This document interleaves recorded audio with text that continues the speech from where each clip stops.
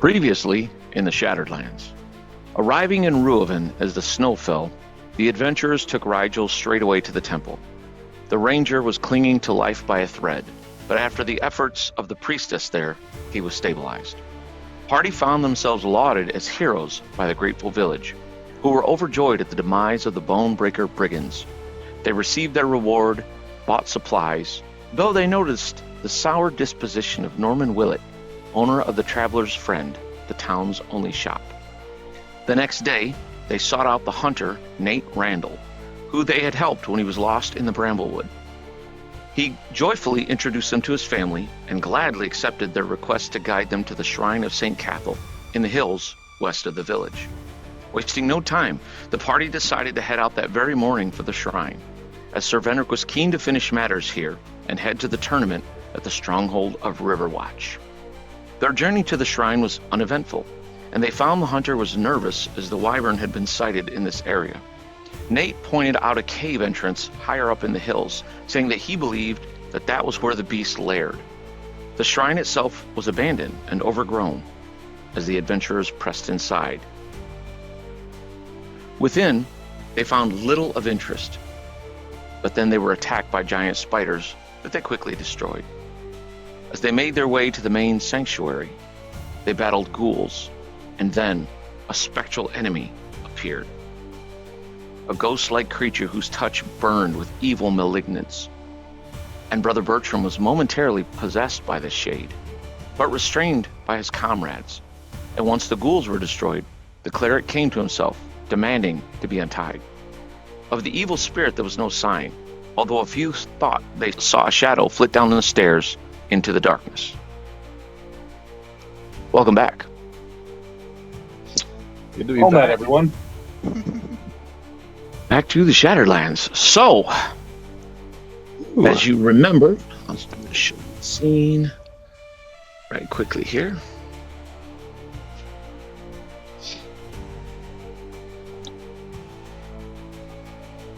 You are in the shrine. That's the wrong button I'm clicking. That's the button I'm supposed to be clicking. You can see you have dealt with the ghouls. They're dead all about you. Brother Bertram was tied up on the ground. The rest of you were within the room. I forget, was Squire Clay here? I thought he was. Yep, he's with us. All right. You guys take stock looking around. You know, it's very eerie and very, very quiet when, you know, you don't see any sign of anything. There's these dead ghouls and you just kind of cross. Oops, what's he doing? Sorry. Get him out of here. All right. So what does my erstwhile band of adventurers do? Am I still tied up? Yeah, I believe you were. Because you had said, as we ended the session, you're like, release me immediately. Well, now that seeing Bertram's back to his senses, I do untie him. As Bertram says that, release me immediately, you hear, you're an idiot. I kid. Just a reminder, grease lasts for an hour, and I had cast it on your hammer. On your hammer. Really? Interesting. I will go pick my hammer up. Well, so you're gonna have to make a save every 6 seconds that you hold it to keep your grip on it. If I put it on my belt, will it still make me make a save? I will say this, you can wrap it up in something and put it away, but you can't wield it. That's what I'll do then. And as you do this, grease is supernaturally just everywhere. Sorry, not sorry. Won't be needing that. Well, it's not going to rust. Thank you, Capri. I'm not going to apologize. I'm not going to let you bash my brains in with that thing. I know, you're trying to brain us with that big fluff. I would never have done that to you. I was rooting for you, Bertram. I find Kepri troublesome at best. Oh, don't worry. I took it 9 more times, actually. Hey, Well, What now? did we not hear that it had went down the stairs? Yeah, I saw it. I was using Detect Magic to figure out what was going on with you, and I saw it leave you and go down the stairs. Should we be after that, Sir Venric? I say we follow this thing down and finish this. Press on. Okay. All right. one moment, Sir Venric. Do you still want me to hold on to this axe for now? Yes, I think you should. Okay. All right, I'll give it after we kill this thing. I'll give it back. Well, at least hold on to it until we're out of the Wyvern's domain, because that axe is very powerful against dragonkind. So, if we do happen to run into it when we leave here, it'll come in handy. Good point. All right. Or I'm just saying, or it will wind up covered with grease. So It's always a possible. possibility. Well, that was well done, even though it was my hammer. Kind of sad that that's becoming like my go-to thing that I'm known for. the Greasy Mage. When you open a tavern after retirement, that's the tavern you should open. The Greasy Mage. McKepri's. I like the Greasy Mage. All right. The greasiest breakfast in town. Yeah, exactly. Kepri, known for the greasiest breakfast in town. All right, so you guys are heading straight down. You're not doing anything else up here? Correct. I think we should follow this thing, finish it, and then afterward explore the rest of this floor. Agree. All right. One moment. Talk amongst yourselves as you... what are you using for light? The True Steel. Oh, wait. No. Ow, that one hurts. Use my holy symbol. My eyeballs. Kepri, did you prepare another fireball? No, that's all I got. It worked well against the Ogre Chieftain. I don't know why you wouldn't have studied that spell. Well, I Again, did. I just once a used week 2 in 2 minutes. She fireballed me. I didn't see any fire.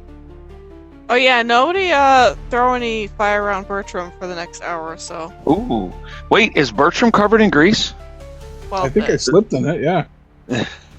So does the spell means that Bertram himself has to save, or he's falling all over the place? Or? No, it was just on the hammer. I just meant we don't Oh, want to yeah, catch yeah, the yeah. hammer Okay. on fire when it's in his Yeah. bag. Oh, fine.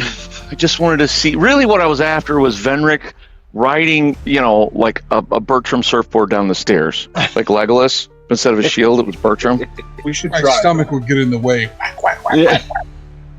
It's all funny till you lose a cleric. Nobody's laughing, man. Well, Oh, Well, everyone else lost is. almost every other type of character. For that's real. true. Just So all right. we're not So- playing cards. Kepri is leading, I believe. Yep, Never. I've given up. Hopeless. For the huge. Per usual. All right. I'm assuming it is Venric heading down the stairs. Yep. Followed by Bertram. Yes, sir. Followed by Play. Clay. Followed by Kepri. Followed by the new addition, Kadrak. Yep. All right. You head down into the darkness, Bertram's holy symbol giving light. Wheem! As you make your way down, it's noticeably colder, and while some of that is as should be, you are underground, it feels colder than it should. The stairs lead you down about 20 feet to a cool, dank undercroft. You can see there is a font to the north. There are pillars in the center of the room, and arches lead to either side of the chamber. It's dark, dank, and very cold. shift this over for a little bit better. I don't know if this is like wouldn't work, but with detect magic I can concentrate for up to 10 minutes. Could I have like remained concentrating to see where it went, or is that too far in the past? No, you guys pretty much, you didn't mess around. You came straight down here, so I would say it's still in effect. Okay, I look around when we get to the landing and see if I spot anything. You can sense magical aura from the back of the chamber as well as the sides, but the similar aura you're used to is like from over in this area. So I'm just going to put Venric down near the bottom as he comes into the chamber. Venric, give me, or actually all of you guys as you enter in down here, give me perception checks.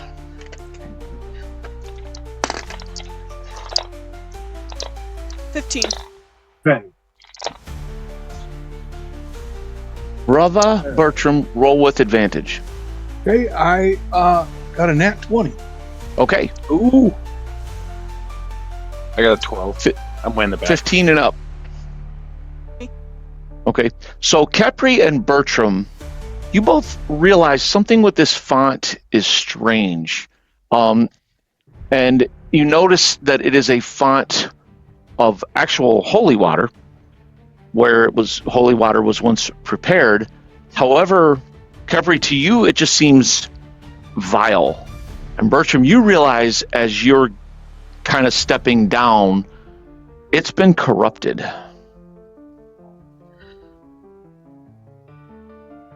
They've tainted all the things that were holy.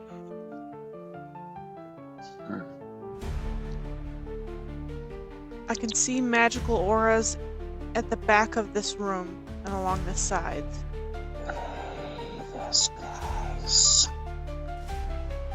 I move in that direction. Oh, Sir Venric. You guys leave him and head back up? Nope, I'm following behind them. Following. I'm assuming everybody's just kind of moving along. Your protection Yeah, from evil is still in effect, Sir Benric. Oh, that's right. I love that spell. All right. As you head into the darkness, your sword... No, I'm sorry. Not your sword giving you illumination, but the holy symbol around Brother Bertram's neck giving illumination. You notice that niches line the south wall as there are lights shown, and skeletal figures armed and armored are interred there. And as you step out, as you step forth, they begin stepping out from the niches, bearing ancient weapons. As this happens, you hear a voice, "Then die." And you look to see, you almost look to see a familiar figure. This time, down here, it looks different. Ooh. Wonderful. Stoneforge game. And this was the genesis for this right here. Crap, I gotta stop painting minis. You'll never Say do that it, every session. and I'll keep inventing monsters. Just again, keep them coming. Keep them on coming. Let's see. I should really get into teddy bears or something like that. Just something like way cuddlier. Start painting like a lot Little of teddy bears. Towns Guardmen. Yeah, exactly that sort of stuff. But the thing is, you can add a blood effect onto anything, and then it's just an evil teddy bear. So Exactly. Now you're getting it. Yeah. Dayton's little helper. Let's see here. Gotta make sure I've got the right.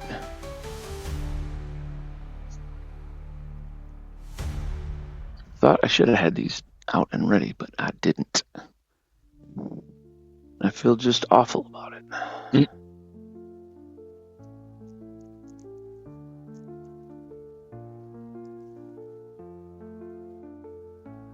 So, it's a good thing I didn't come here by myself. I'm seeing. Yeah. That is very true. It would have been fine. I just would have been off on my way to Riverwatch, been like, I'm sure Bertram's fine. I'll see him here in a Yeah. couple of days. Yeah, catch up. Love that guy. Lottie Never got Bertram heard is a from again. Swell feller. Well, I hate when I can't find a particular mini that I'm. There he is. There he goes. So, again, also like to point out, because you guys always get mad at me, but also provided by Stoneforge Gaming. Ooh. Sweet miniature, though. Yep, it is. So is Wonder Bar. that one. Yeah. Oh, man. This room's just piling up. I didn't say I was okay with that. All right. We go. Cards. Now. Barclay charges forth. Squire Clay will hold until his master goes. I think I think he charges. I'm just pretty sure, knowing Clay as I do. All right, Clay holds. That's gonna happen. Excellent. So I'm gonna roll this dice. Actually, I'm gonna make you guys roll a dice. I like it. 1, 2, 3, 4, 5, 6 is a reroll. Who would like to roll? Sure, I'll Kayla do it. would.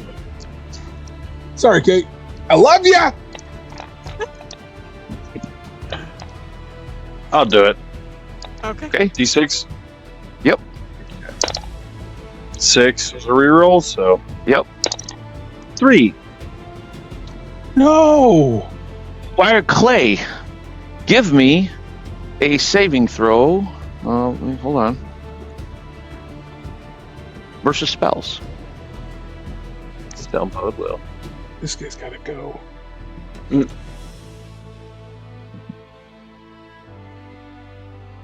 So you're the cleric. 20, right? I thought you knew this stuff.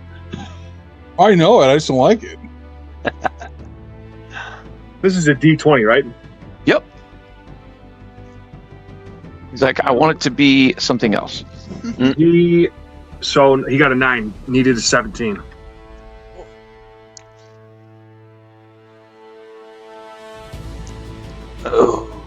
No one necessarily notices that. So on your turns, if you think you saw something, you would have to make a perception check, depending. With my detect magic, do I see anything? Well, here's the question. Okay. Well, I don't think it's so much a question. I would think that right now your concentration would be somewhat broken as you notice skeletal figures moving out of the darkness, plus the fact of the thing you saw it, move and then disappear. So if you want to spend your turn concentrating, I'll let you start over. Okay. And then I'll let you pinpoint it. But you wouldn't automatically know. Got it. Because I want to kill Bertram. All right, so We all do. Cadrak. All right. Cadrak is just going to move up side by side next to Bertram. Just kind of on Bertram's right. Just kind of creating a blocking wall between. Swing your axe at them and- Bertram. No, none of that. Oh, fine. All right, But he will Cadrak draw moves his up. axe. Okay. Gets in position. Ready. All right. Brother Bertram. I would like to turn undead. All right. Let's see what you got. Okay, so first thing I rolled 2d6.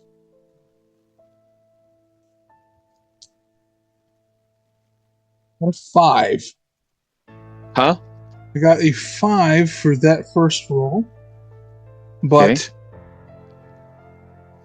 so I can turn up to, let's see, level 2 hit dice with a star by it is automatically turned. What level are you? 4. Okay.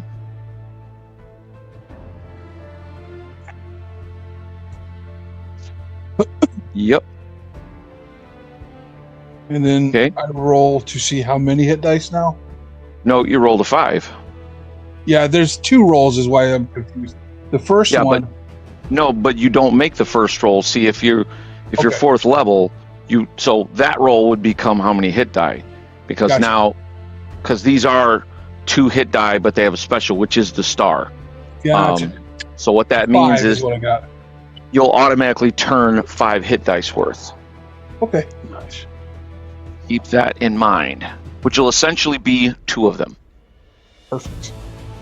So they are not destroyed, but they do shrink from you on their turn, of course. Sir Venric.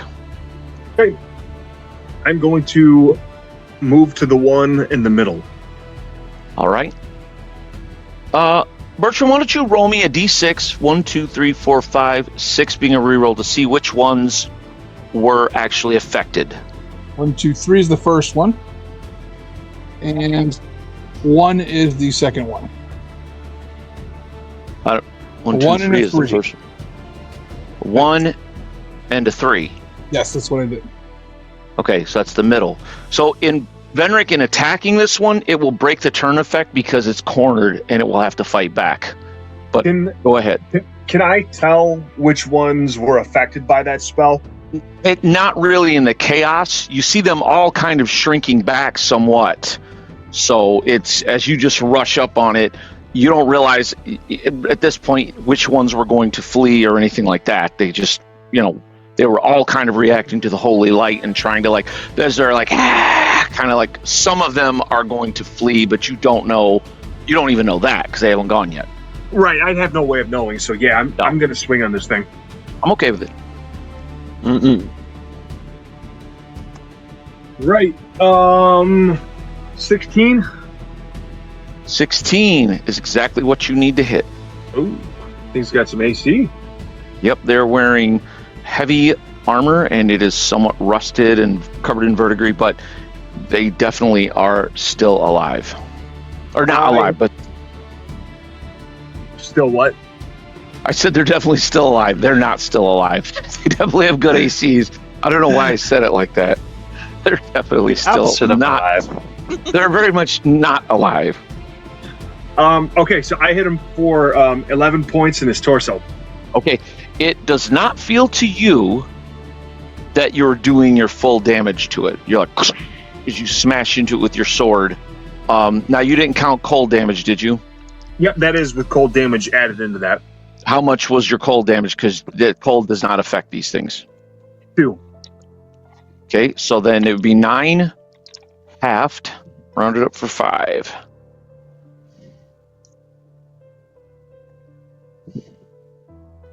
All right. Still yet he's alive. All right. Very good, Sir Venric. But you do chunk into him with your sword, and you could see, you cut through the armor, and some of the bone, beneath begins to crack underneath the weight of your blow. Them. So this one here withdraws into the darkness. This one that would have withdrawn is going to attack.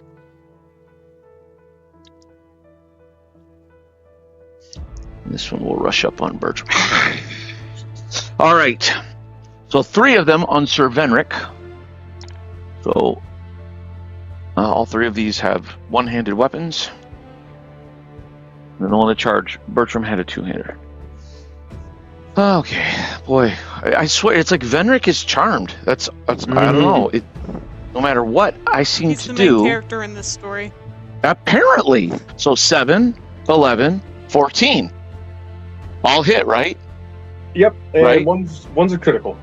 Yep, exactly. All right. Meanwhile, the one on Brother Bertram rushes up with the great axe, and I rolled a 3. So yeah, they all miss horrifyingly badly. Next fastest, which is also our last PC that hasn't gone yet, which is our wizard Kepri.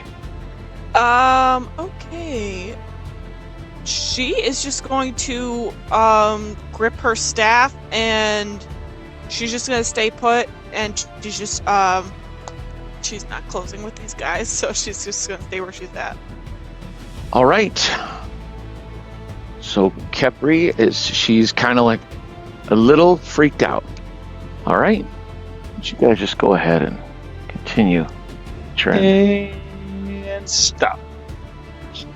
Card fell. I got to do it again because that card fell away. And stop. That guy. Mm-hmm. Boy, Dervinrick. Right. I'm gonna swing on the one that I hit last round. Oh, 16 again. Of course he hits. Mm-hmm.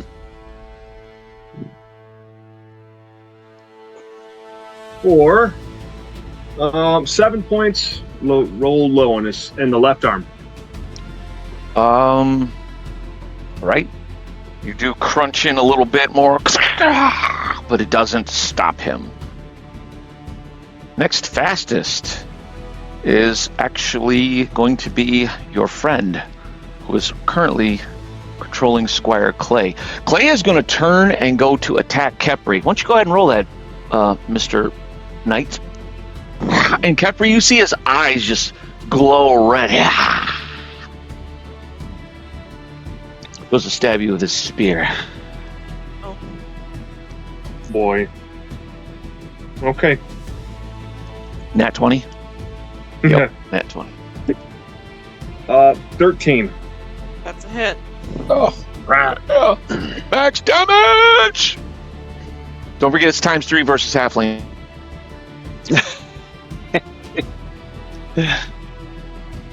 The right leg. Oh boy. Okay, Kepri screams a little bit. Yeah, Kepri has been shot with an arrow, but this is, I think, her first time being stabbed in melee, and it's by an ally. Maybe I I'm got wrong. hit with a hand axe in that Okay, big battle. that's true. But All right, not nearly as much that as is they true. did. All right. Why, look at that. Kepri. Fireball. Oh dear God.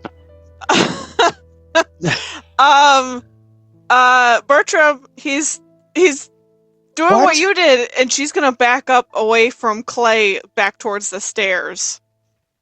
Like, how far? Just like to up the to that up to that first landing. All right. Watch your backs. He's possessed.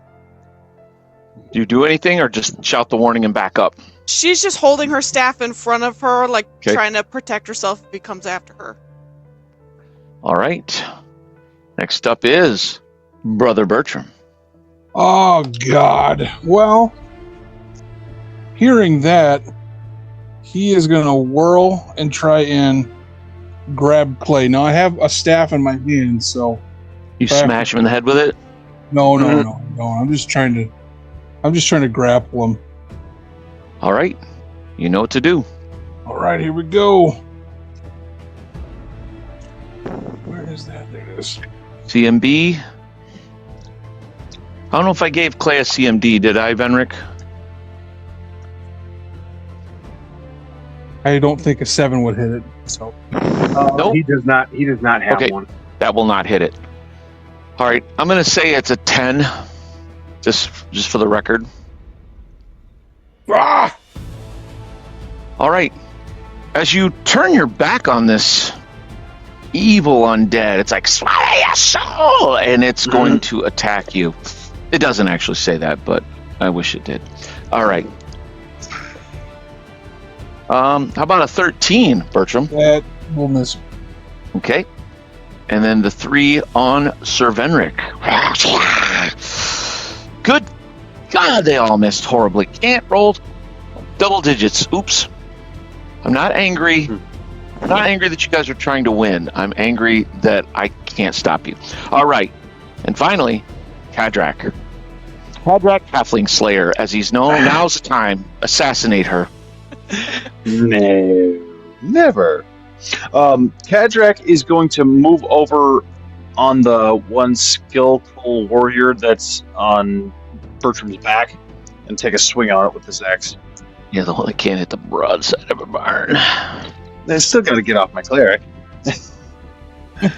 All right, let's see here. Oh, pretty good. That's a 21. Yes. That is a hit. Okay. For it's going to be 10 points of damage in the torso. And you're swinging a battle axe? Yep, it is a magical battle axe, but just a battle axe. Yep, okay. So he is injured, but he does not drop. All right. No. Stop. Fastest. Well, that's a question. Who is I think Kepri's our overall fastest, isn't she? Because she has no armor and a pretty high dex. Oh, yeah, it's a 17. Okay. Do it up, mage. She's gonna look at Clay. Does he look like he's distracted by Bertram, or like he's gonna come after her? He is staring right at you because Bertram went to grab him, but missed. I have to imagine in my mind what it is. Bertram had a little grease on his hands, and so when he goes to grab Clay, it just slides right off of the squire's shoulders as Bertram's like, "Here, lad," and he just like, "Oop, oop," and Clay barely even registers him there. Okay, I'm gonna go up another set, like to the next landing. Get away from me, Clay. To the next level? Yes. All right. Find Kepri. So there we go. Take that out of the rotation. All right. That was Kepri. Sevenric. All right. I'm going to swing on the one in front of me. 17. That is a hit, sir. Nice. Ooh. For 13 points of damage in the torso. Good Lord. So even with that, you swing your blade so powerfully into its chest, you snap its spine, and it collapses. Partisan Guild via Stoneforge Gaming, ladies and gentlemen. Okay. And you shatter it. Meanwhile...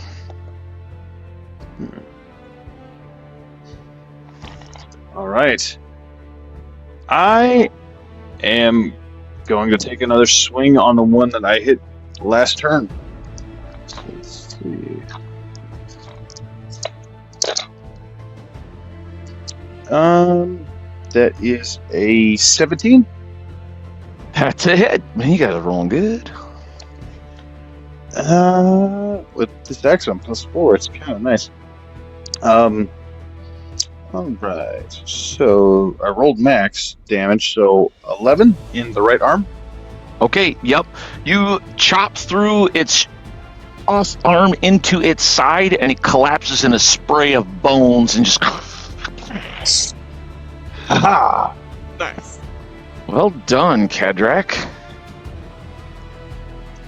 And then I'm going to just move over by Clay. All right. On the probably Bertram's left. Oh, Bertram's left? Okay. Yeah, that's fine. Either's fine. All right. Are Bertram's like right by Clay though? Yeah. Like that? Okay, gotcha. All right. The other two on Sir Venric, if that is his real name. It's actually George. All right, here we go. Mm-hmm. I hit a 13. Is that it? Not gonna do it, George. Fine then. Clay. He rushes up the stairs and goes to stab her with his spear. Hang it, Quiet. Clay. Get back here, boy! 7. That's a miss. She like desperately is like smacking at him with her staff. Get away! Grease him! Grease him! Brother Bertram. I'm gonna tear off after Clay and try and grab him again. All right. You rush up the stairs trying to tackle him. Snap out of it, lad! Lord! An 8. Again, you go to grab hold of him. This time you get the back of his tunic and he just slips out. You got grease on your hands still. Dang it, Capri! Capri's paying for what she's done. All right. Oops. Nope. Stop. Hold. Stop here. Uh-oh. Ooh. Ruh-roh. He'll go ahead and try to stab Capri again. Wonderful. Dang it, Clay! That's a 12. That's a hit. Oh no! What is your AC? 12. I'm Oh, a wizard. Mm. 3 points of damage. Okay, I'm still standing, but she's bleeding pretty good. And you just see this evil expression on the innocent lad's face. Normally is just such a wide-eyed good boy, but he's like, "Ah!" He's like, And you like my spirit's masterwork? Ah! next fastest is Capri. Okay, she's done. She is going to flee. She's going to run up the stairs as far as she can get away from him. How far does she run? I mean, she has 20 feet of movement, and I can do, 4 times that? So are you like leaving the temple? Yeah, she's going to get out the front door if she can. She's All right. not going to stay Yeah, there with and 4 get killed. times, she's out front by the fountain. Where blue scale is. Actually, I was in league with him all along, so this works out. The last 2 skeletal warriors swing. Come on! I don't know. Joel has done voodoo on my dice because if it's like Venric, I cannot roll above like a 9. But if it's Bertram, it's like nat 20, nat 20. I only rolled 2 dice and I got 3 nat 20s. How do you do that? I don't know. All right, Brother Bertram. Boy! And I will try and grab him one more time. There we go, 15. Yep. You grab hold of him. What are you attempting to do? Pull him back down the stairs with me. All right, you do this time. You get him just around the midsection, and you like pick him up pretty easily. He's like a 15-year-old kid, and you can even suplex him back onto his head on the stone floor. Do you do that? No, I just hold him against my breastplate. Cadric, rope! Okay, roll to suplex. Roll to suplex. All right, Bertram, you got him. You got a hold of him. Sir Venric, you see Clay's head snap into a million pieces as he gets suplexed on this. No, you know, if that happens, if Clay dies, I'm gonna go recruit one of Scrooge McDuck's sons as my new freaking. We do Ian Louis, baby. Yep. Those are his nephews too, by the way. I watch DuckTales with my children. Let me tell you. All right, Venric. All right, I will swing on the skeleton to my left. Roll a 1. 19. Said roll a 1. 1 and a 9. That's a good point. That is a hit, sir. 8 points of damage in his All right. left arm. Left arm, he says. This guy has not been hit. All right. He is, but he was in a little worse condition. He still stands, but he is. Which one did you hit? This one? One on my left. You're on the shield side. Yep. All right. You crunch in him. He looks a little worse for wear. He still stands, but he's like, as you crunch into his arm, he like wobbles. Cadrak, Squire Killer. Cadric does look pretty pissed at the moment. He realizes. Protective of Capri, though. He does. So Yeah. I'm just looking at his intelligence and wisdom of 10 and 11, Bertram. respectively. No, he will follow Bertram's orders and start rooting through his backpack to grab some rope to try to hog tie the boy. okay. All right. You get your rope out. I'm guessing putting like your axe away as you do. Yep. All right.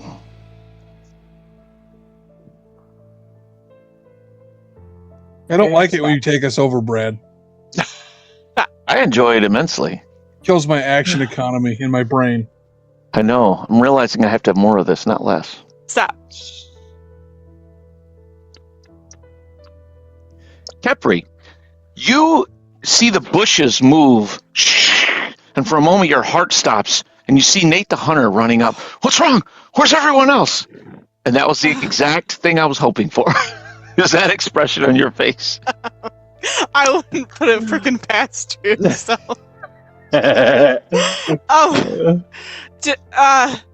Hold on, I'm bleeding a little bit. And she's gonna get a poultice out. Okay. Well, she can get it out and apply it.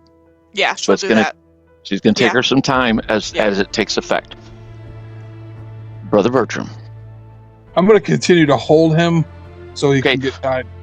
Because this is your second round, you can further secure your hold and pretty much pin him now if you make another CMB check. Okay. Oh no, dude.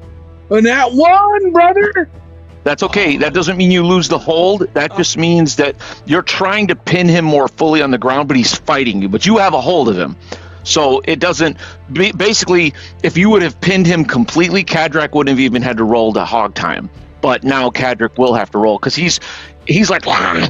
He's like flailing around. And he's a skinny little twerp, but he's trained nonstop with Venric. So you're like, good lord, he's wiry and muscly. And they're like elbow you in the chest. Yeah. All right. Some little fart knocker. Knock it off. Roll me a D4. A D3. 1, 2, or 3. Who would like to roll that?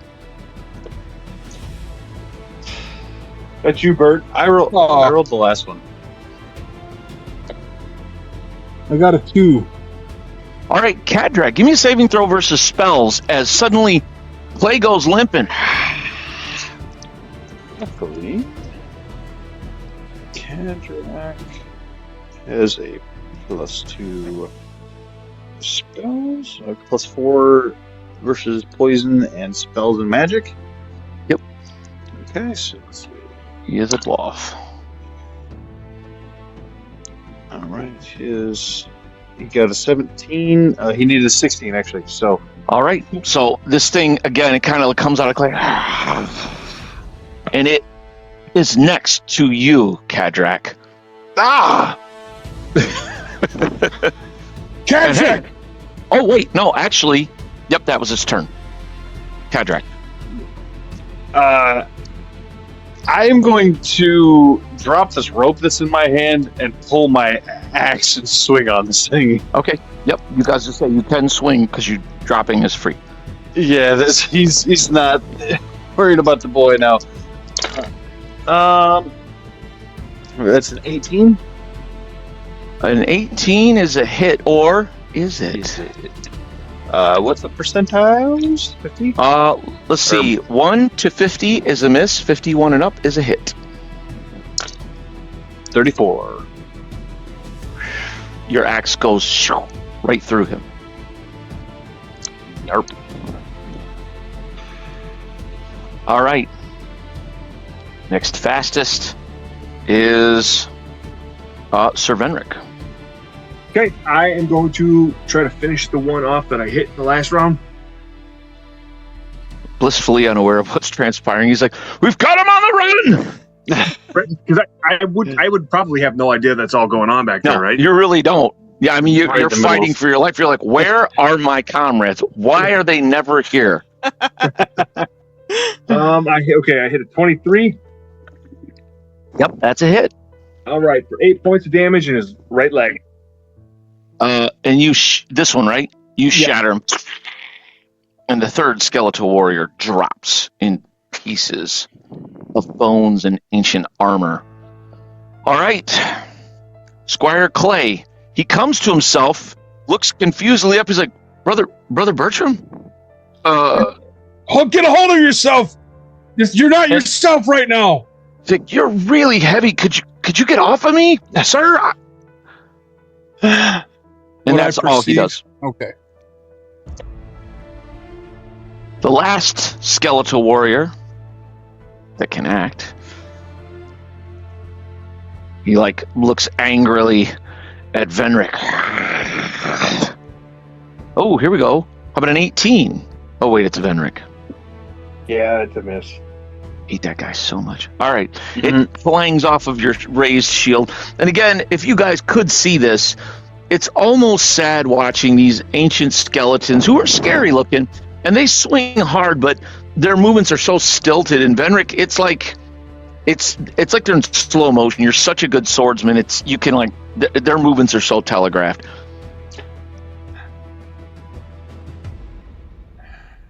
And stop. Sir Venric. But you did that, I don't know. I can see through the cards. Yeah, I'm gonna swing on the last skelly. Ooh, 23. That's a hit. Oh, he's got some meat though. For 8 points in his left leg. All right. Still stands. All right, as Venric chops into this guy, Brother Bertram. Now, would I even be aware the specter's not in him? I'm going to say no, because you've been giving everything you've got to holding Clay, but Clay's eyes are no longer red. Well, let me rephrase that. Clay looks different. You didn't see the specter because it was invisible as it came through to a certain point. It didn't really become visible till it got at Cadrak. But you do know Clay looks confused and more like his normal self, and his eyes are no longer red. This blood red that almost was like an ectoplasmic dripping out of the eyes. I guess Bertram would continue to hold him until he's sure. But sometimes art imitates life. And when a person says, "Here, I painted this," I'm like, well, that shrine's going to have a ghost in it. Yeah. Clay, what is the name of your puppy? Stalwart, sir. Okay, then I'll let him go this turn. All right. You release him. All right. You do anything else? I'll spin around and see what's what. All right. You spin around and see this truly terrifying shade squaring off with Cadrak. Just in time to see Cadrak's weapon just whoosh right through this smoky. Sometimes it feels like it's there and sometimes not. Okay, that's all I can do, right? Yep. You kind of let him go, stood up to your feet, and turned around. Squire Clay, he is prone, but he can act. Yeah, he will stand. Okay. And he'll get within range. I don't know if he'll be able to attack this round, can he?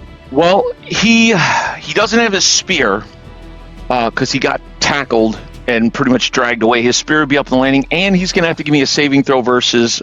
hold on. Because he has not had to save versus its fear effect. So give me a saving throw versus spells.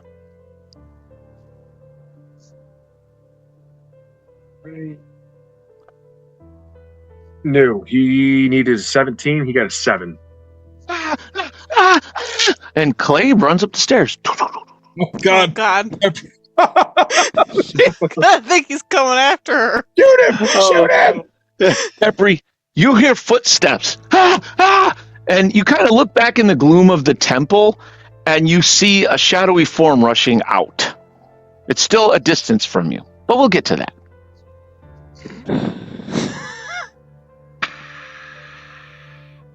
Cadrak, this thing goes to touch you. I don't want that to happen. All right. Your armor and shield make no difference, but your dex does for the state of your armor class. So he hit a 16. Cool. I have a 0 dex, so 10 AC? He hits, yeah. Okay. Uh-oh. As he touches you, roll me 1d3. All right. Let's see here. That's a 1. You lose 1 point of constitution. Oh. Put it in temporary for now. Mm-hmm. And if that affects your HP, adjust accordingly. It does. Okay. I lose 1 hit point. The skeletal warrior It swings on Benrick! No. He has 13. Kepri, Oh god. what do you do? So can she tell that that's Clay running towards her? It looks like Clay to you, yeah. Honestly, she's gonna Cast tell grease. Nate, God, we gotta hide! And she's She gonna wouldn't try and cast grease on she his feet. hasn't. She doesn't have it left. Darn it! That was gonna be so cool. She cast grease and he broke his neck. Man, I was gonna laugh. She's gonna try and hide from Clay. All right. And Nate's like, from the boy? Just do it. Oh, all right, over here. I've got a spot. And he runs back, and you see he's made himself a little hollow with his hatchet in this little thing of gorse bushes. And you guys jump in there and crawl inside. And you're well hidden. Cadrak. All right. Yeah, that did feel good. Cadric is going to try to swing with this axe on this thing. Rah.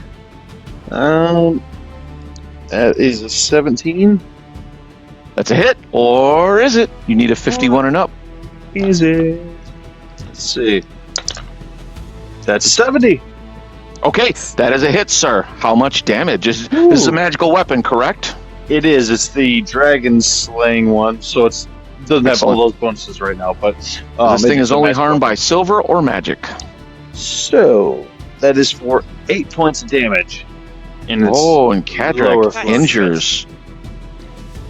Cadrak, as you hack into this with this magical axe, it kind of groans, and for a second, it looks like you're looking at a priest, not a bloody ghost, but you see a priest in robes of the light for a moment, and then it like screeches with pain and shifts back into this monstrosity.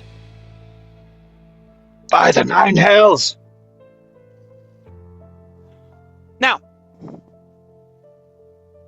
Cadrak. Get it. Ooh, Got it. You got it, Cadric man. is Don't you freaking do out. He's going to continue chopping away. He Axe does into what orcs Bertram. do. Yep, that's what I do. Attack the cleric. That is a 16. That is a hit, or is it? Or is it? Let's roll my percent negations. 56! yeah, Oh no! get him. I gotta hurt old Shady. For 10 points of damage in this floaty head. Oh, In that bloody face mess. Cadrak is bringing it, and I, for one, hate it. All right. The next fastest. Oh, you know what time it is. What time is it? Yeah, baby. The next fastest is this thing. It goes to touch you again, Cadrak. I'm not a fan of this. Oh! Nat 20. Yeah, that'll do. Roll me a d3. Okay. Oh, that's 6, so for 3. You lose 3 points of constitution. Oh dear God. Okay. Oh, crap. There we Change your go. HP and let me know when you reach 0 because it's important. It's going to take a long time. He's got a real high con. Yeah, That would take me like 2 rounds. So. Brother Bertram.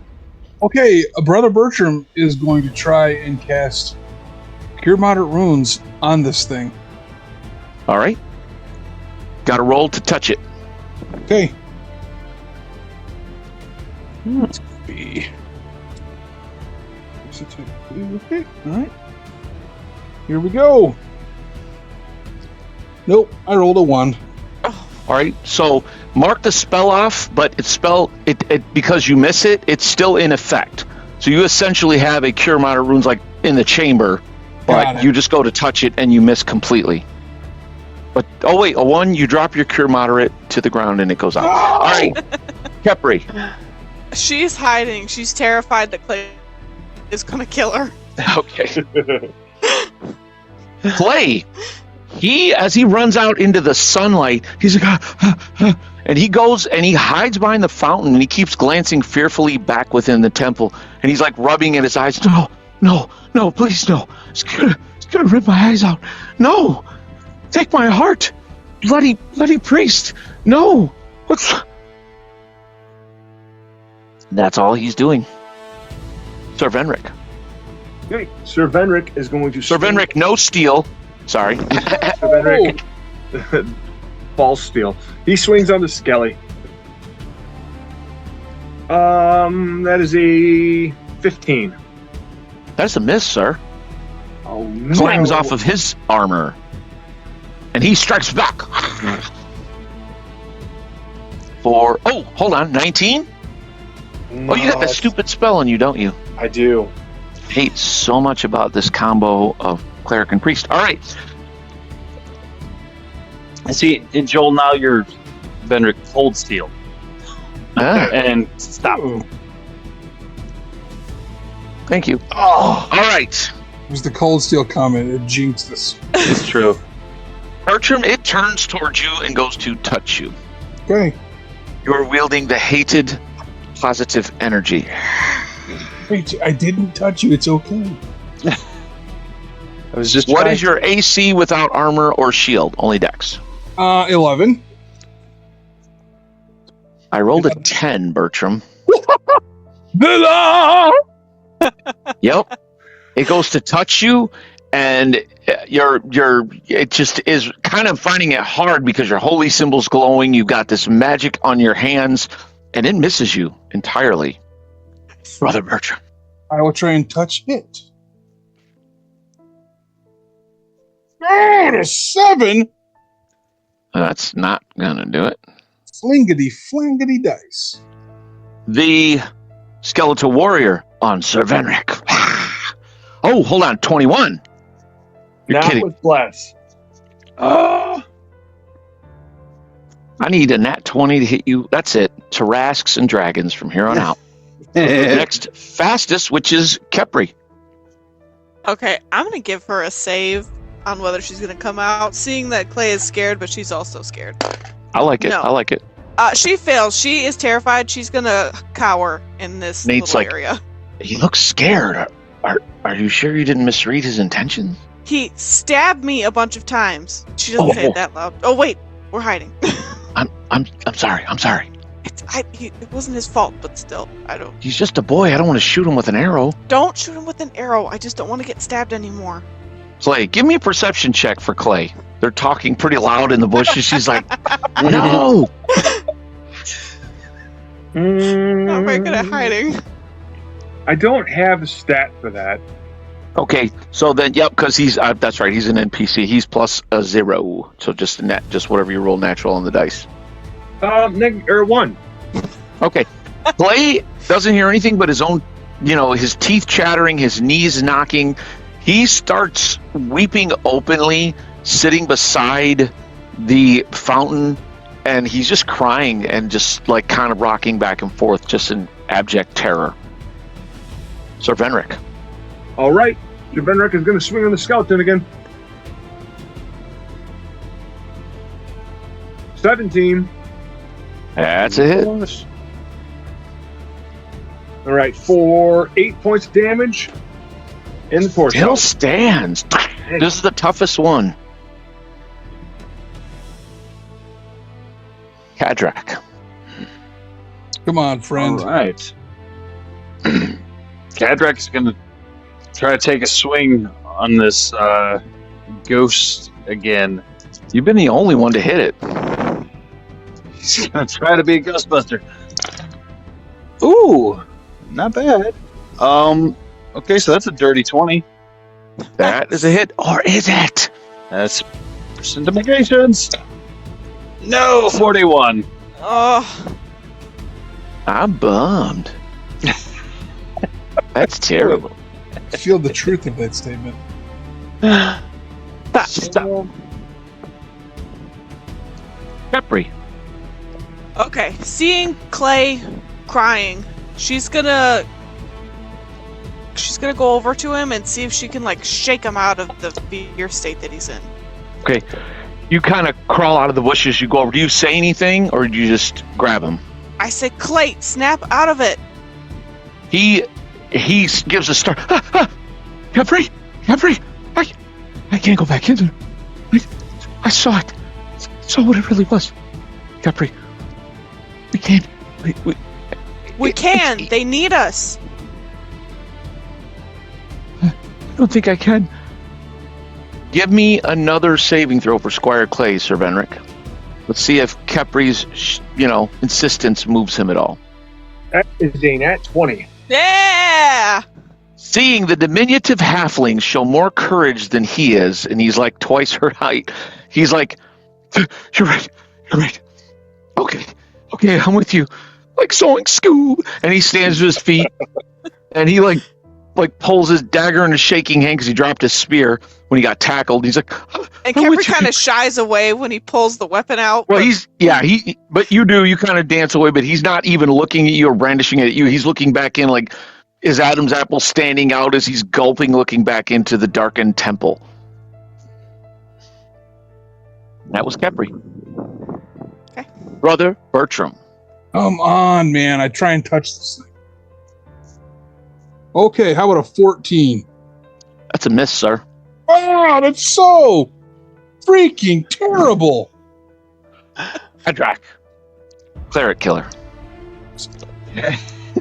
He is going to try to swing at this thing.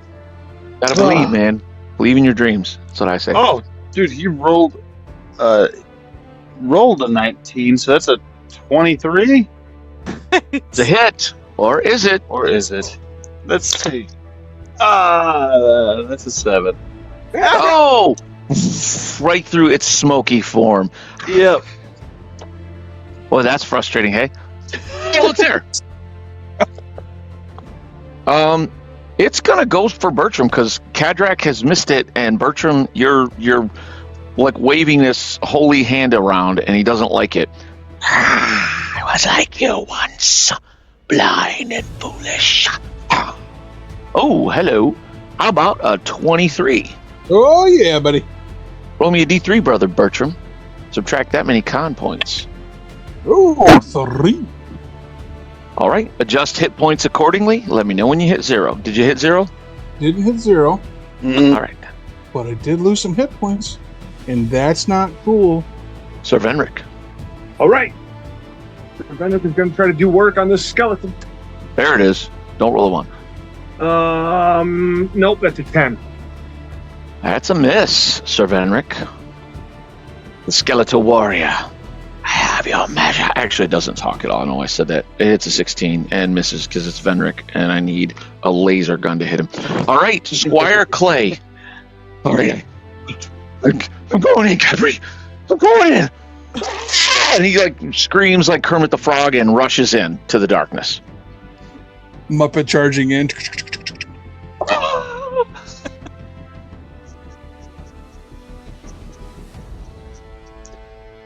And stop. Oh, how about that? Sorry. He's like, "You have your measure, false priest." And it's going to try to touch you once again, Brother Who are Bertram. the false priests? How about a 12? Remembering that your armor and shield do nothing. Really am not happy. That does hit me. All right, why don't you go ahead and roll me a D3? I'll let you know why in a minute. 2 hit points, or 2. I got a 2. 2 more con down. Okay, that's so cool. Cadrak. Night Slayer. All right. Roll all 5 of these dice at once with my percentiles at the same time. Might as well get it out of the way. I missed in the first place, so it wouldn't have mattered. Right. But did your percentiles hit? Would they have hit? My percentiles would have hit. Oh, the humanities. Insult into injury. Come on, mofo! I swing, or my hand. Oh, hey, 21. There we That'll go. hit. I'm sorry, man. I was being really loud. What did you say? I said that will hit or will it? What? You heard what I said. Hold it right. 65. Oh, That is a hit. There we go. And this does double damage. Double damage. Okay, sir. This is holy damage. 14 damage. That's doubled already, I'm assuming. Yes. And this thing is starting to shrink. Its form is becoming ever more inconsistent. And at first you think it's because it's getting more powerful, and you realize it's like you're seeing more and more through. You can see the battling form of the knight ahead of you fighting with the skeletal form of the skeleton warrior, and you're just seeing the smoke clear and the blood dripping just begin to be more like, ethereal. All right. Skeletal warrior swings at Venric once again. God, 17. I hate to see high rolls miss, but it misses. Kepri. Okay, I'm gonna run after Clay. All right. Nate's like, do I come? Do you want me to come? No, just stay there.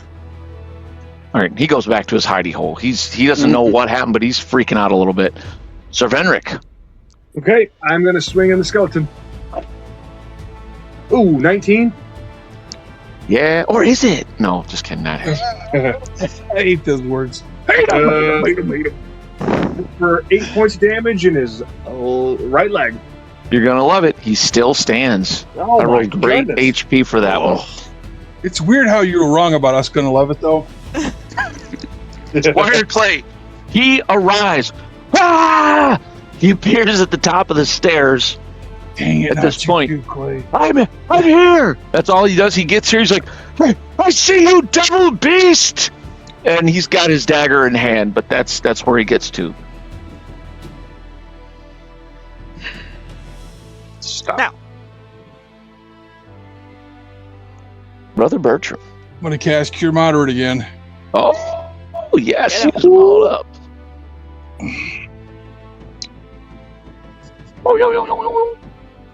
So I have to hit him, and then I have to hit him.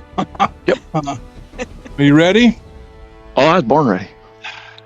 Well, I'm not ready, so this sucks. All right, here we go. Oh, 14. I hit it. Freaking hard. That's a big whiffarooski. All right. Hadrak. Squire Killer. We're back to that one. Yep. Yeah, back to that. All right. I'm going to take a swing on this spirit here and try to do something. His luck might have turned. No, it didn't. So, yeah, that's a dirty 20 to hit, but that's a 27 on the percentiles. Ah! Man, I really, really hate that. I'm really bummed out. All right. It's like juice boxes, Kadrak. Sir Venrek? I'm swinging on the skelly. That is a 19. That's a hit. There are 3 specters ready to face you, Venric. 12 points of damage in the torso. How much? 12. As Venric shatters this final one. Well, the final one that can do anything right now. I did it, guys. I turn to see what the heck my party's up to. They're battling this shade, this horrifying, bloody-looking ghost. Oh, I'd use my movement and run up on this thing. What's your movement? 20. All right. Technically, it'd be like that, and you're like that. You rush up on it. Next fastest is Kepri. Okay, I'm gonna just keep running back down there. All right, I'll say you catch up with Clay. Okay. You're like right behind him on the stairwell. Okay. And you see this thing is still here too. Well, you didn't see it actually. Now you see it. Do you use your detect magic on it? Oh, I mean, I That didn't would be- maintain concentration, No, so it's it's being- probably gone. I know, I'm being a punk. It's you can see it. You don't need to take Squire Clay. I push him Yeah, up the stairs. he's fired up. See what you She said? said, I said I What'd you pushed think? him down the stairs. Oh, God. Roll with advantage. Squire Clay's got his dagger, bro. He's inspired by Kepri. He would run up there. He's seeing his master, his elder brother in combat. He wants to help. He's gonna pick up his spear along the way and then run around the other side of this thing or move towards it. Would he though? Would he like in this shape have the sense of mind? Let's give him a wisdom check, or just like roll me a 20. You need a 10. He doesn't have a wisdom score, no, because he's an NPC. That he got a 4. Okay, he rushes in with his dagger, bro. He's just doesn't have that presence of mind. He's like, ah! Way to use your head, Clay. Richard! But he can stab at him. He'll try. Nat 20, here it is. Well, he got a 16. Oh, great! Sorry. That was a good job. That's a hit. However, it's a non-magical weapon, I believe, his dagger, so it just kind of does nothing no matter what happens next. Normal dagger. Yep. Goes through this thing. That thing is turned and can do nothing. However, this thing, he can do something. This is so freaking... All right. That Bertram, he looks at you with raw hatred. I, too, was once deceived. Nothing lies to me, brother. Your whispers from hell. How about an 11? That's my AC. I hate you so much. Roll me a D3. Oh. For 1. Lose a con point. Do you die? 1 stinking point. No, I don't die.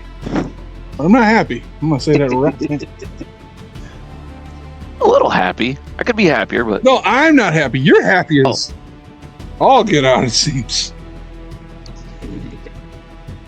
God. No. Do you realize that you're slowly killing me? Do you know that? I do. Kepri. Okay, she is going to run down behind Bertram. Does anyone need a potion? I could use some magic missiles. I don't have those. Missile it magically. And that is one of the only things that would just go unerringly to it. That's cool. I don't have it. Squire Clay. Give me a wisdom. You need a 10. Roll a d20. Natural roll to see if Clay realizes that he didn't just miss, that his dagger's doing nothing. He got a 12. Okay, Clay realizes this dagger. He realized he should have stabbed it. It went right through it. He's like, "It's not working, Kepri. It's not working." Oh crap. So, Clay, I guess he would go pick up his spear now. I will say that. He goes back up to the landing, snatches up his spear. Maybe spears can hurt it. Maybe. For Venric. Okay. Come on. It's a lot. Venric will attack.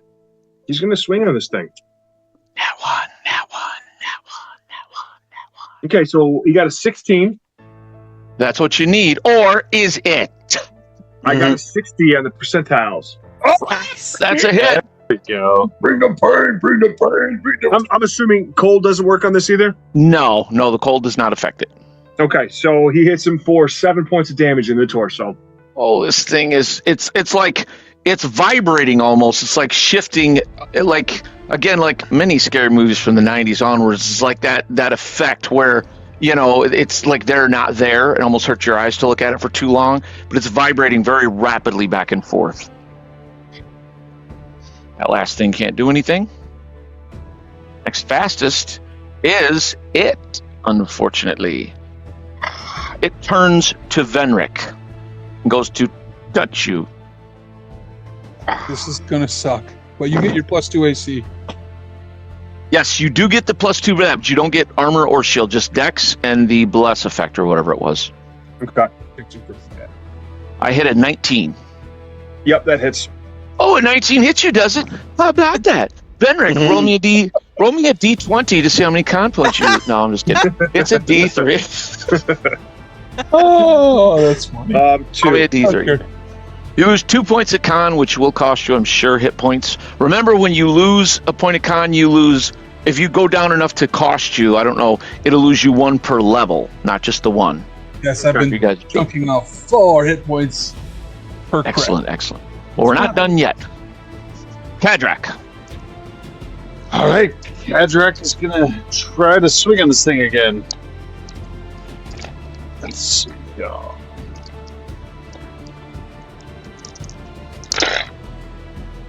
Okay, that is a. So that time I think he missed. So it's a 13. That is a miss. All right, Did your other dice, would they have hit? it was a 90. I just don't know why you think that's funny, Brad.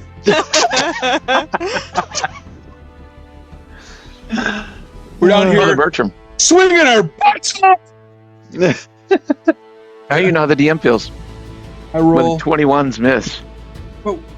We're the conquering hero. I rolled a hit. Oh my God! A 1.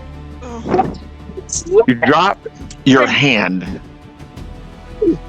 I need that thing. All right, you just miss. You can't drop something that's attached, unfortunately. All I do right. dismiss it. Dismissed. Go home. This is never fun. I'm not calling it. And yeah, But that's okay, because that's a minion that can't do anything. Brother Bertram. All right. Which dice will fail me now? You mental one. Oh, a dirty 20 or 19. It's a 19. That's a hit. Or is it? Oh. God, I don't think you're going to understand how much I hate those. Here we go. 31. Oh. No, it is a miss. It's. I'm just going to get drunk. Where's the ale? With all those con points gone, you probably feel drunk. I do actually. Pretty woozy. Squire Clay, snatching up his spear, he charges forward again. He takes his shot.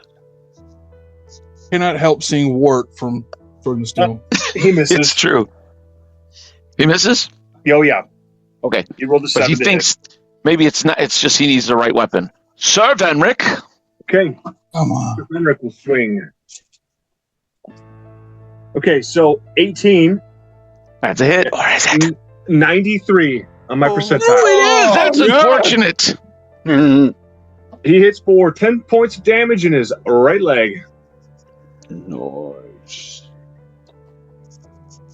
This thing explodes in smoke and blood flying at your faces, and for a moment you think you're going to be blinded, and when you open your eyes, it's gone. Suddenly, a near blinding light fills the entire area, giving a sense of wellness and peace. Squinting, you can see a figure moving in the center of this aura of light near the font. And Capri, it's right next to you, and you kind of What? thinking it's another ghost for a moment, you back up, but you feel no fear. The figure resolves into an elderly man in robes of blue and white, with golden chainmail beneath.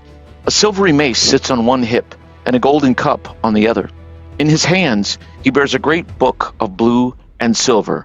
"You have done well," St. Cathel says, smiling at you all.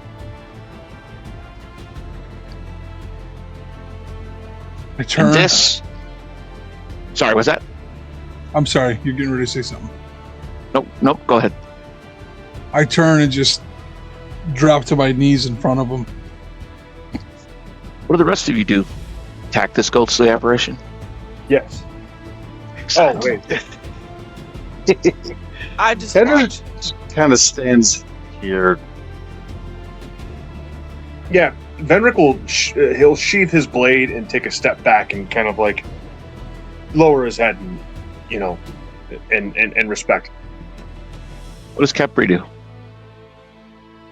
She gets out her notebook and she starts to sketch the priest, and she's just like furiously taking notes. Okay. Clay's like, whatever I want. This is the spirit of St. Cathel. He looks at you each, and his smile is a grandfatherly one. It fills you with warmth. And there's a real warmth that you feel in your bodies. And as he looks at you, he says, "You have done a great service to the light in banishing the evil dead from this place.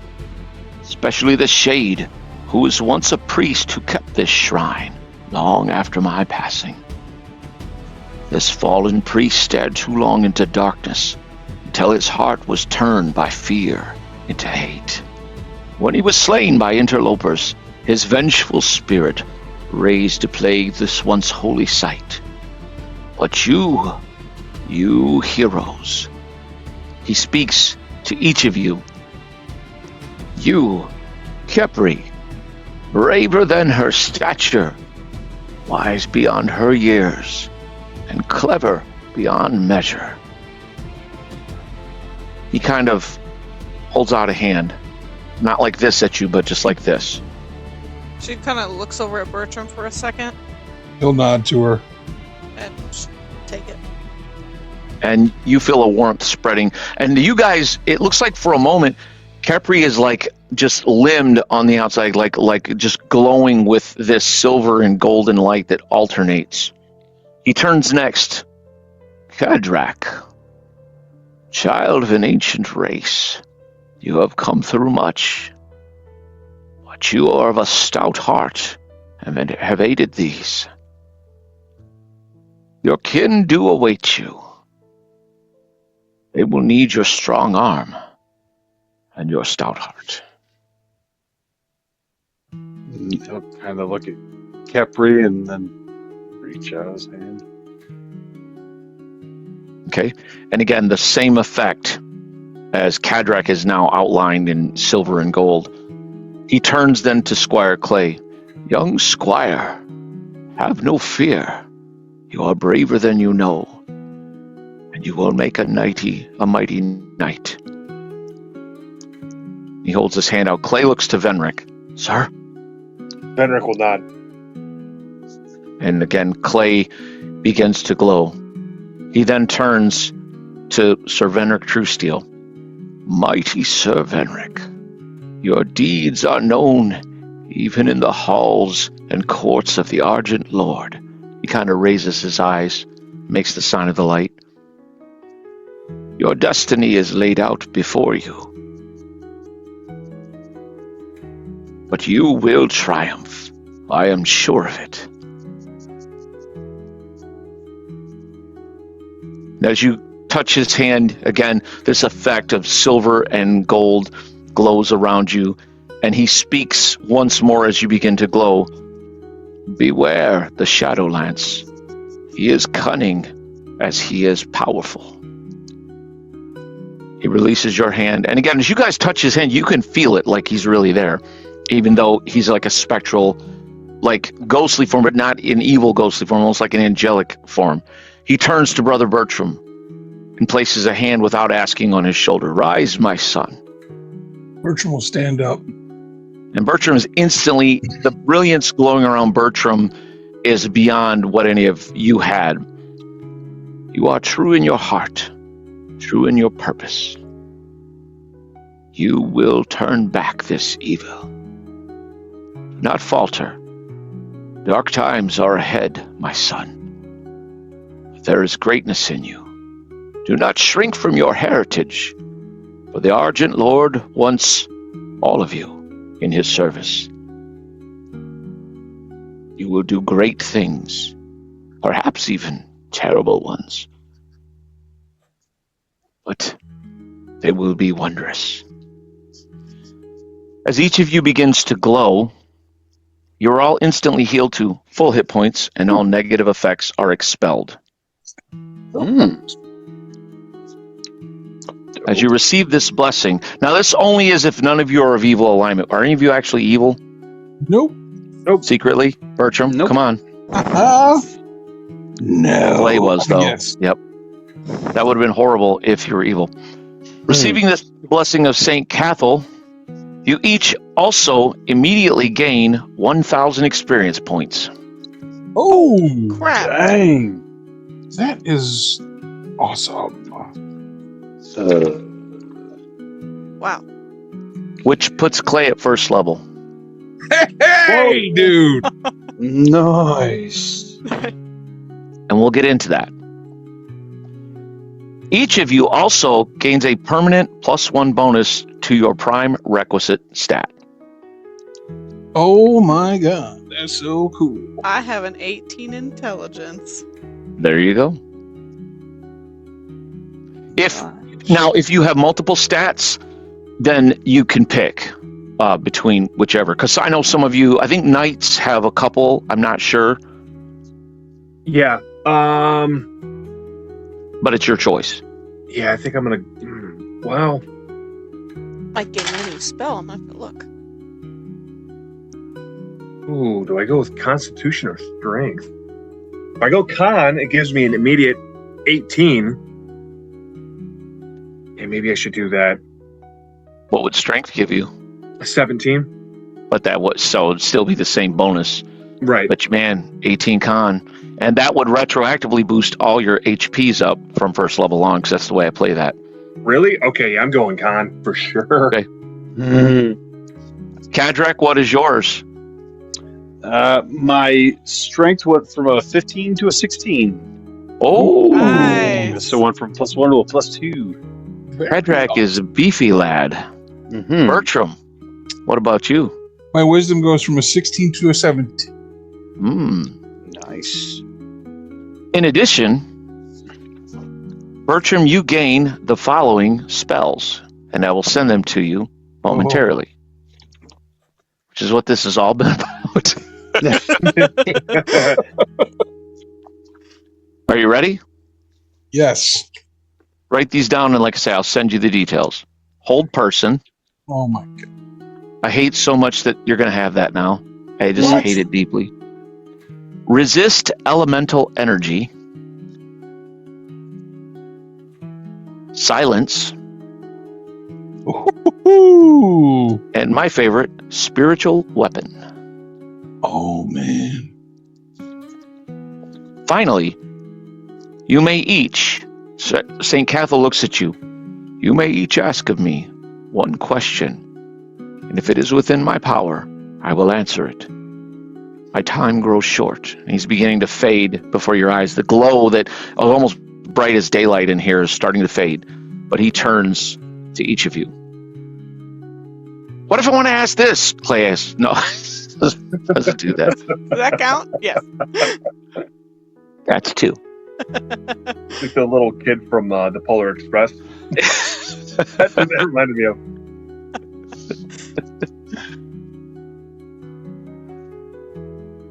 Can I go last? You guys go first. St. Cathel. Let's Where take is- 5. Oh, Yeah. sorry, you had one. Okay. Oh, no, Okay. I'll wait. I can wait. I'll wait.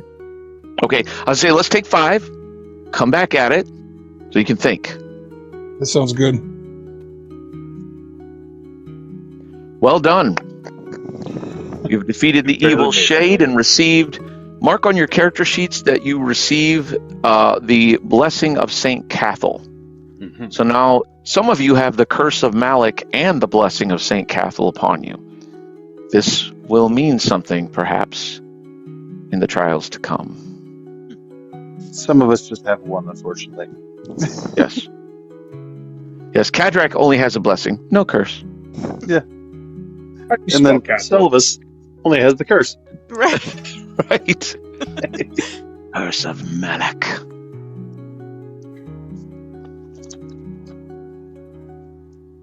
So, I believe Sir Venric had a question for the Venerable Saint. St. Cathel, where is the true still? Ah, your ancestral blade. Aye. It is, in his eyes, it is currently in the hands of a wizard known as Etrigal the Red. He is in tower, though it's hard to see. There are wards that cannot defeat my sight fully. Yes, he's in a tower. To the east, I believe.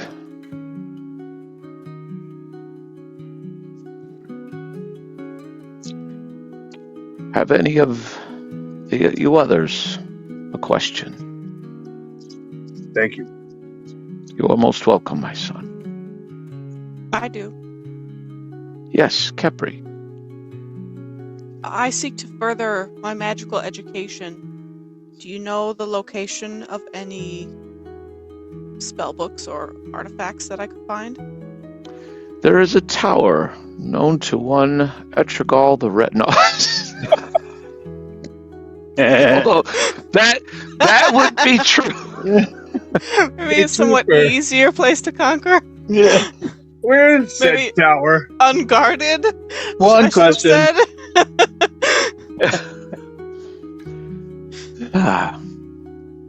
There is a ruin south. And hold on, you get an image in your mind, Kepri, and let me get the right map, because this is not quite right. Not quite either. Huh. What's that tower out there to the east? What? Talking about? You're imagining things. Okay, let me take my head out of this picture. You see a vision of these ruins on an island, a heavily, thickly forested island, where the river meets the Torbrook, which is a smaller river that runs north and south, meets the Thunder River. There is a pretty large island, and in the center there, you see some ruins. There was once a great mage who lived there among others. And I believe his library is there still.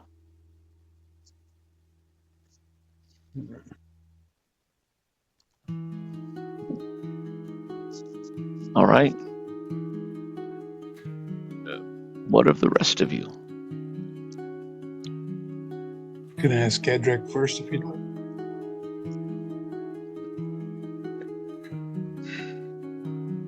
Do you know where my ancestral home is? I do. It lies to the southeast, far beyond, well, not far, but beyond the endless wheel, beyond its borders. The mountains border, it lies among the hills there. It was lost. It is now held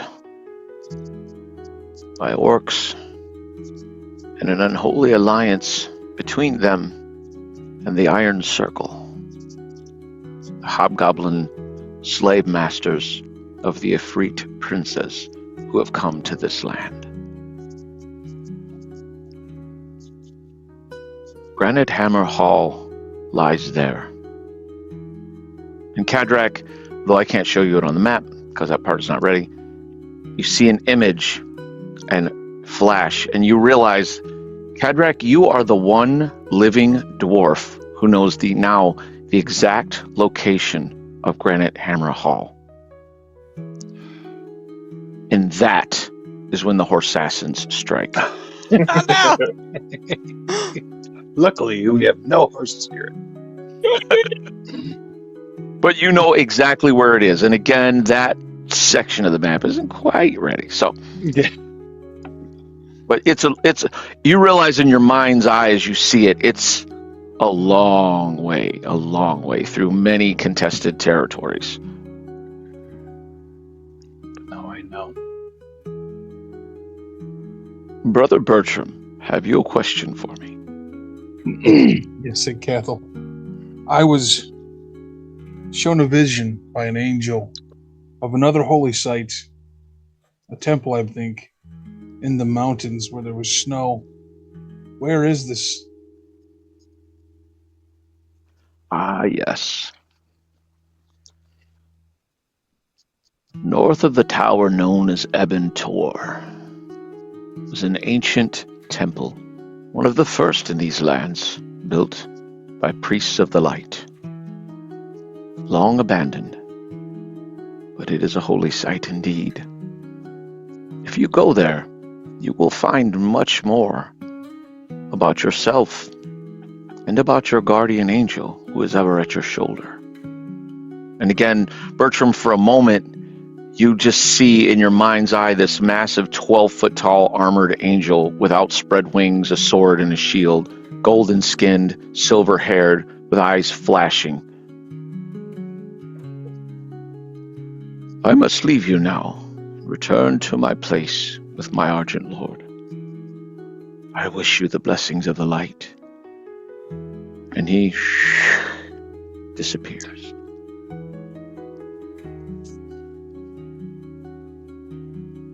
Well, screw the tourney. Let's head for that tower in the temple. On second thought, I think you're right, Brother Bertram. Benrick, what does that mean? Do you think your sword will still be there? Etragol the Red said that he had someone in mind to give it to, and I think that man will be at the tournament. Maybe I don't know. Hasn't given it yet. That makes sense. Right. My guess is that Etragol would perhaps even be at this tourney to give him the blade. I don't know if that's correct, though, but if it's not at Riverwatch, the only tower that I know to the east is the one that he just spoke of. Oh, I forget the name of it now. Aventor. Yeah. I think I would start looking there. If I don't find it at the Riverwatch tourney, then it's possibly there. I don't know. I don't know if that's Etragol's tower or not. I think Eventor very well might be Etragol's tower. It would make sense. It's to the east and the only one I know of. But we could ask other people who know more. There would be accounts of this tower, no doubt, somewhere. Yes. Cadrek, now you know what your family's been searching for a long time, right?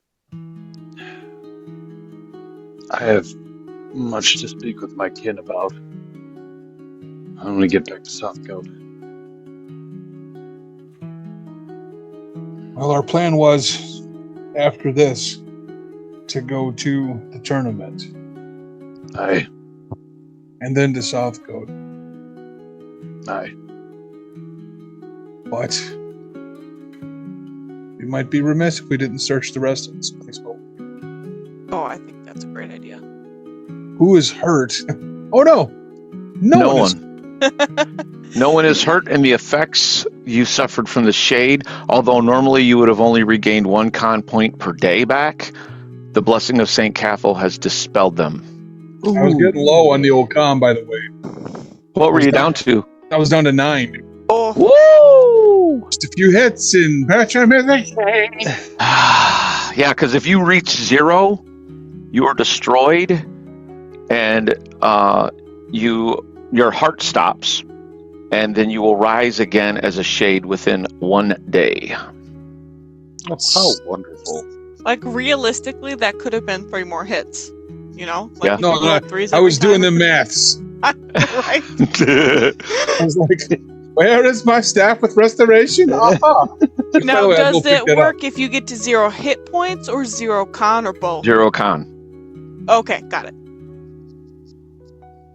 Gotcha. Funny thing, con has a big impact on hit points. Right. Wow, Yeah, I'm well, curious. Venric, what are your hit points up to now?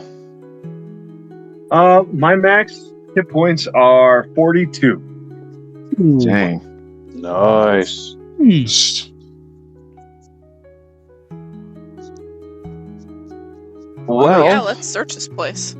Yeah, I'll go pick my staff back up. okay. And you notice, Bertram, the grease is not on your hands anymore. Oh, I checked my hammer. It is not on your hammer either. I'll put that back on my hip. All right. And you do. It was a nice trick, Capri. I have to admit. I mean, I am sorry you didn't have that hammer for that combat in retrospect, but I didn't know that was going to happen. I'm more glad that I didn't use it against you. So thank you for sparing me that. Yeah. How much do you remember, Clay? Not much. Terror and fear. You guys do notice that the The font is now pure blue water. Okay, we'll examine it. Bertram, you instantly know this is holy water. Once again, cleansed. Well, I'm going would to that be? let's Would empty the my saint be water okay with skin. that? What? If Sorry, I take- what's that? Oh, What'd you I say, was Kate? saying, could we take some? Is the saint okay with that? Yeah, it's for people to take. But do you have containers for it, is the real question. I will just empty my water skin and fill it with it. Well, you're going to say that, but then you'll have no water to drink to get back. So you'll have to make sure they can loan you some. Very good point. Venric will take his gauntlets off. He'll go up to the fountain. He's just going to cup some water, take a drink of it. Excellent. Yeah, I'll do the same. It tastes like normal water. It has no ill effects on you, but you do feel revitalized. Okay. Well, I guess I won't dump Maybe- out my own drinking water. Well, maybe after I mean, we you're a search day around, from town. Sorry, go ahead. I was just gonna say maybe if we search around, we'll find bottles or something. Who Yeah, knows? good point, Kepri. Yeah. Let's do that. Let's search.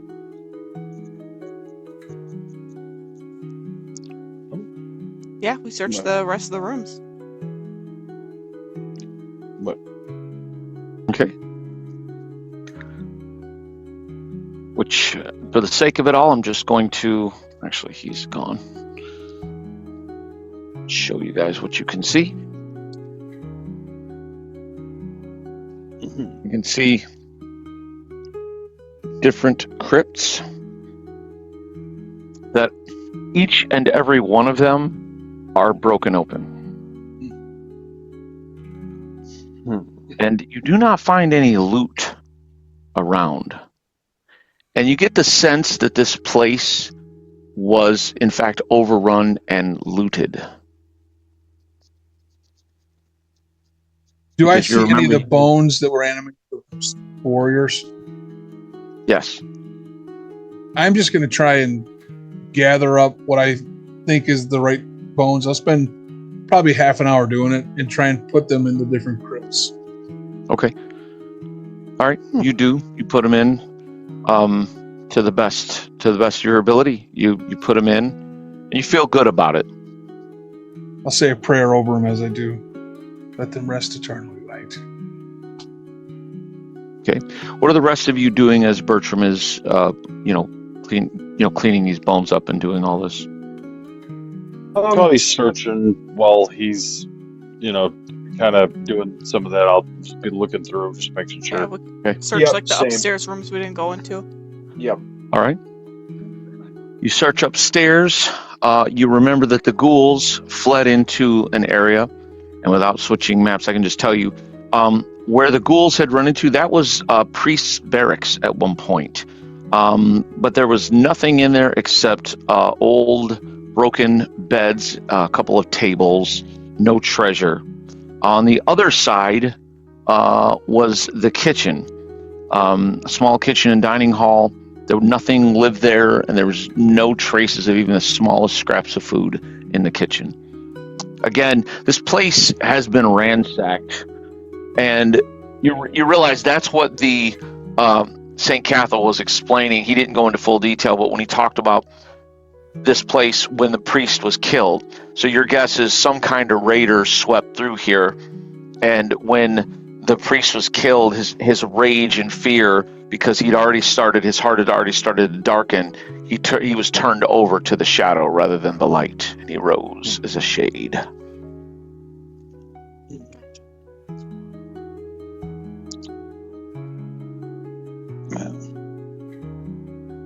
I'll just wait for Bertram to be done. Yeah, and I'll finish. When I do finish, I'll head upstairs. Okay. You guys make your way upstairs, Bertram. You see they're kind of waiting for you in the main shrine area as you are, Bertram comes up. Bertram looks filled with purpose. His eyes look very clear, very steely. You realize, Bertram, you've done a great, great good here. You all do, but especially Bertram. The rest of you, as you come upstairs, you hear footsteps and you whirl to see Nate kind of rushing in, to the temple. I saw it. You saw what? I saw the beast. I saw Blue Scale. Oh, God. Where, go? Nate? It flew. The cave I pointed out to you. It flew in there. We should leave. It's up there now. How Looked did like it it had seem, Nate? Did it look wounded to you? Not that I could tell. It looked like it had a sheep in its talons, like it was flying back to eat.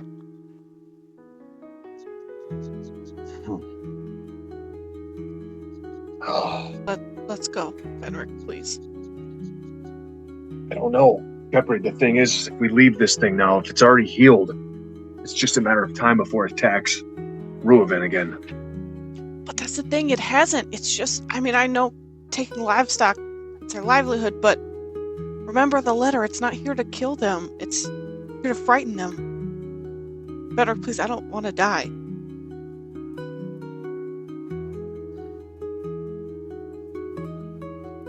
What do you think, Brother Bertram?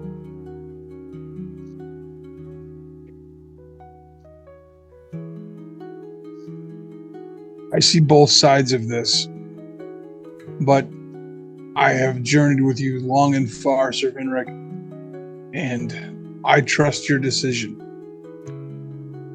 Kepri, I will keep you safe if he decides.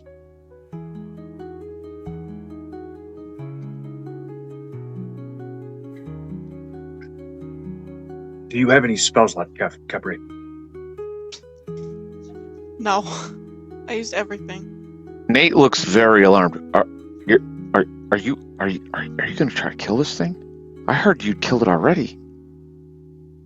No, that was a rumor. We fought it, and it almost killed one of our people. Right. Well, Brother We could Bertram, always- this. Go ahead. I was just gonna say, if it's not something we deal with now, I want to end this wyvern. So if it's not something we do now, I want to come back to it. We know where its lair is at now. We can return, perhaps with Aelwyn and Celavis, It would help even the odds a lot. We know where it is. Did it see you, Nate? That you know of? No, I was hidden in the gorse bush. Kepri can tell you how well hidden I was there. I can see how, but it didn't even look my direction. It was at the distance. It was at a great distance. It was flying, it looked like it flew up from the south, but it just flew into the cave. So I know it didn't even look my way, but by God, it's terrifying. It's a big thing. What time of day is it? It's about midday. Let's see. Hold on. Let me just make sure. No, it's actually, by this point, it's evening, because it wasn't even a full day's journey to get here. It was about, it took you the better part of a day to get here.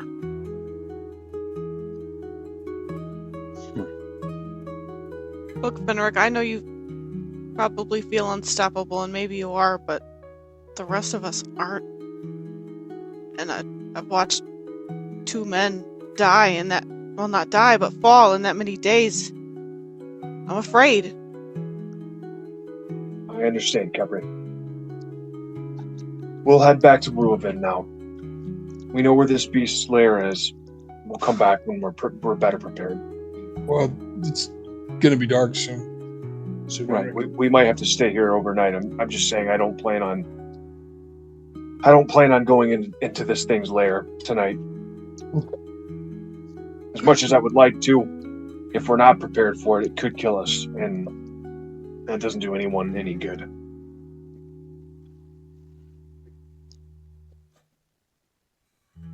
And you guys, I will say, you would know this. The shrine itself doesn't seem like the dismal, cold place. Somehow it seems warmer and much more inviting than when you first got here. It just seems safe. It's hard to put into words, and you're not sure you could explain why you feel the way that you do. I actually will pull the other map over so you guys can see. But you get the sense here that rather than sleeping out in the wilderness, it might be a much better. You just feel in your bones that it's much, probably a better thing to stay here. This Again, temple is clean. We can definitely. Would love to not sleep in the rain again. That would be great. All right. Fine with it. We'll keep camp here tonight then. so you guys, oh crap, do it without knocking everything over here.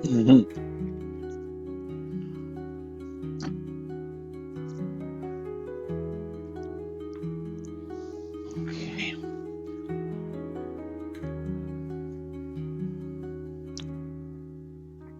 And as you guys are as Bertram comes upstairs from finishing what he's doing, and you guys finish searching everything, you can see. Hold on, let's see here. It is night is coming on outside. Let's see.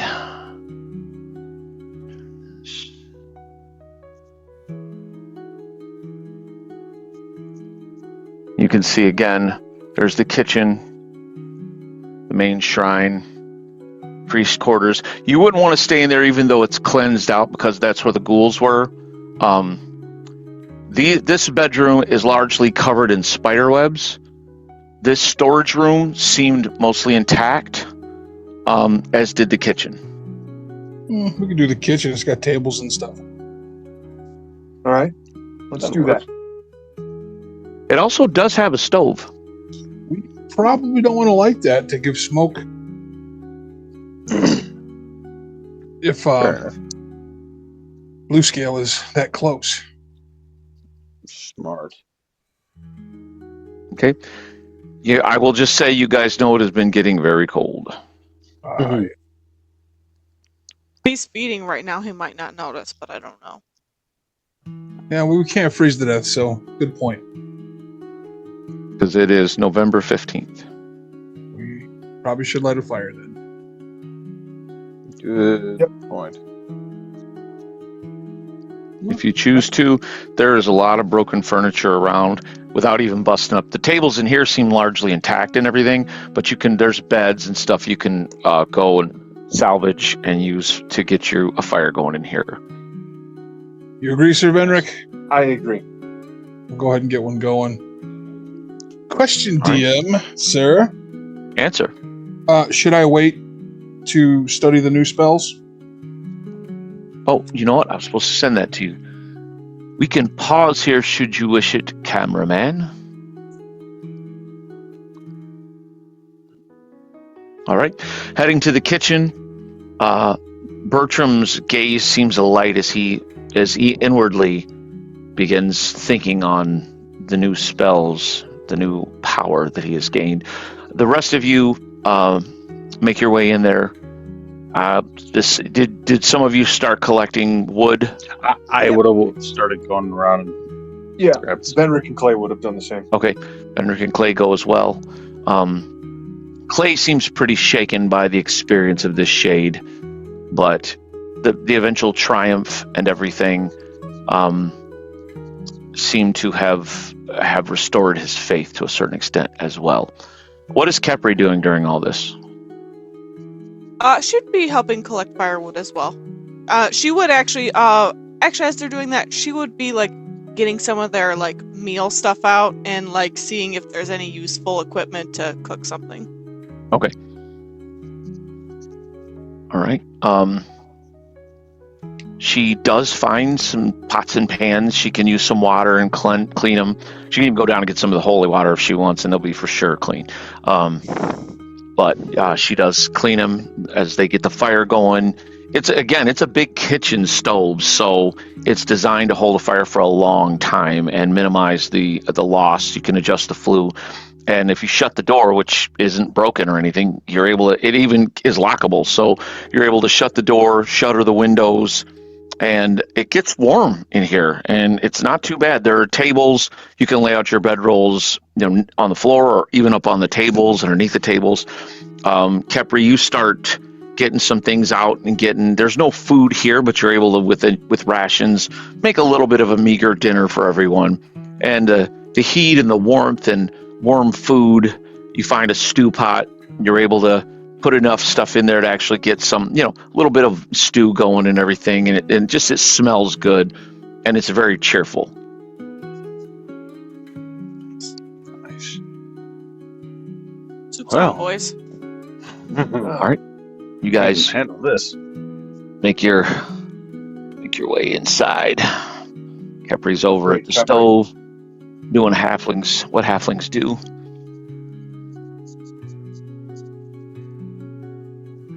This was a major Bertram. victory. It was. Bertram is lost in thought. He's half there, but his mind is given to the holy things right now.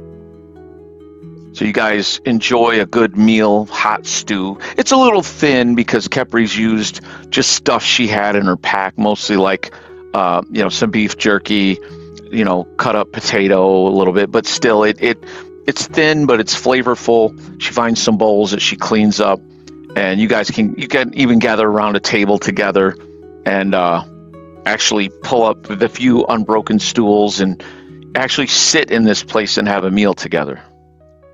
I just wanted to say thank you to you all. This was more dangerous than I even anticipated, and I could not have done it without you. Yes, we fought like a team back there. I'm proud of all of you. Glad I could have helped. I'm sorry I was possessed by an evil spirit.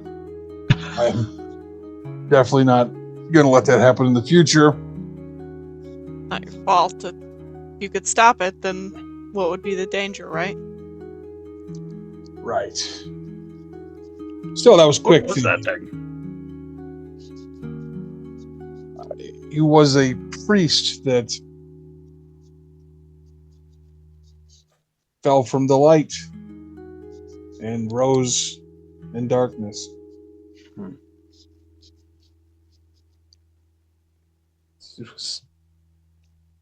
I've never fought something like that before. Yeah. Fighting smoke. Glad never to again. Not that I did very much, but... Actually, Bertram did once before fight something similar. Not quite the same, but he did fight the Shade of Malek. Oh, that's right. Yeah. That's right. But it wasn't possessing people.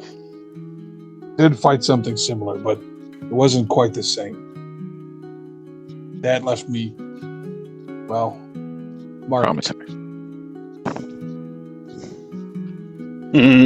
But Venric did deliver the body of that beast man, just like he said, to the pit. True to his word. And somewhere Aelwyn's eyes roll back in her head and stick. Well, but it is good to know that all this fighting that we're doing, it's for something. We're restoring light to this valley and the region around it. We're doing good here. I agree. I think that there's so many evil and wicked things afoot. It's good to put some things right. And we will kill that wyvern. But with the truth still back in your hands, how much more able will we be? I haven't felt the same since I lost it. I really... How long has it been in your family? Since... it's been a long time, Kepri. It goes back to the beginning of my house name. Our surname is Truesteel. We take it after the blade, and I have to get it back. I think that we should all be very careful when we go to Riverwatch. With what we've done here, we'll have no doubt made enemies and a name for ourselves among the Empire of Vost. You think Vost will be there? I wouldn't put it past them. I don't know, but even if it's not them directly, they'll no doubt have agents working for them at Riverwatch. Soon enough, they'll learn about what happened to the Bone Breakers. I know how to keep. Sorry, go ahead. I just said word will get back to them, and I feel like they'll send someone or something to try to stop us. Well, you can count on me being circumspect, finding my words. I think I'm quite able in that arena. I think Celovus will be proud. I do too. What's that word mean? Able?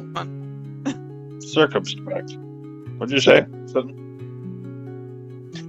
I'm just. Hedrick, Celovus must be rubbing off on you. That's a big one.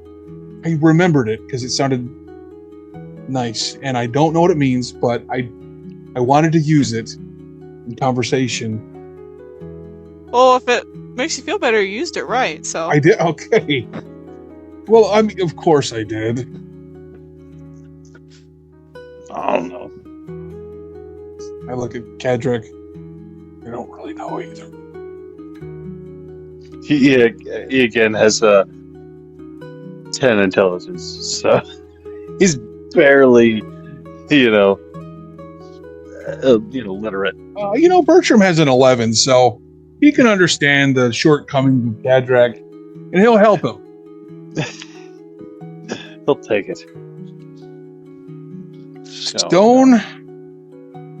Cadric Stone? What was your surname? Granite Hammer.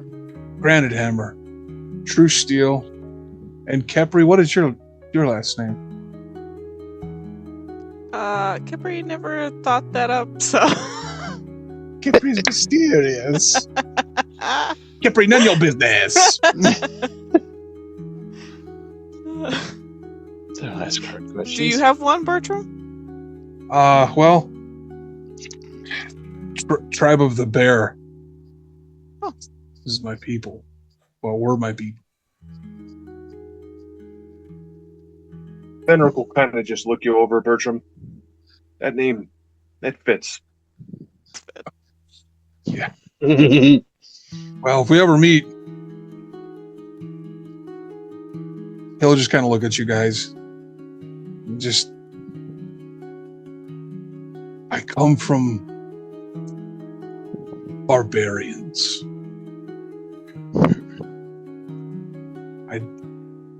I'm not barbaric, but I think the clerics have taught me better than to be as they are. Indeed, Brother Bertram, but like St. Cathel said, don't be ashamed of your heritage. True. I will lead my people to the light, I think. To the Argent Lord. And a greater purpose. If I can What an find army it. that would be. Holy barbarians. The Force. You have a way with words, Cadric. I like the sound of that.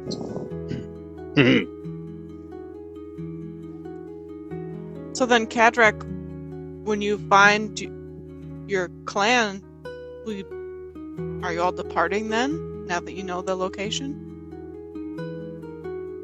I told you before, Kepri. At this point, I owe you a debt.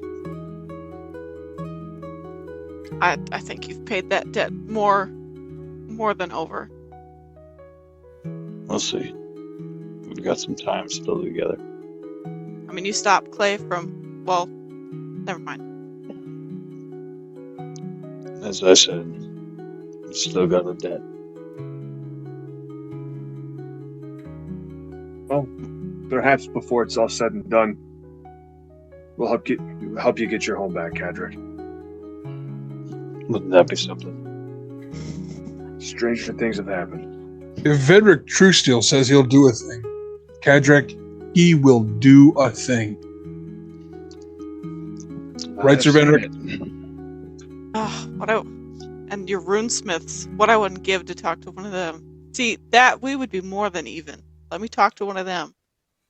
Well, Capri, I will say,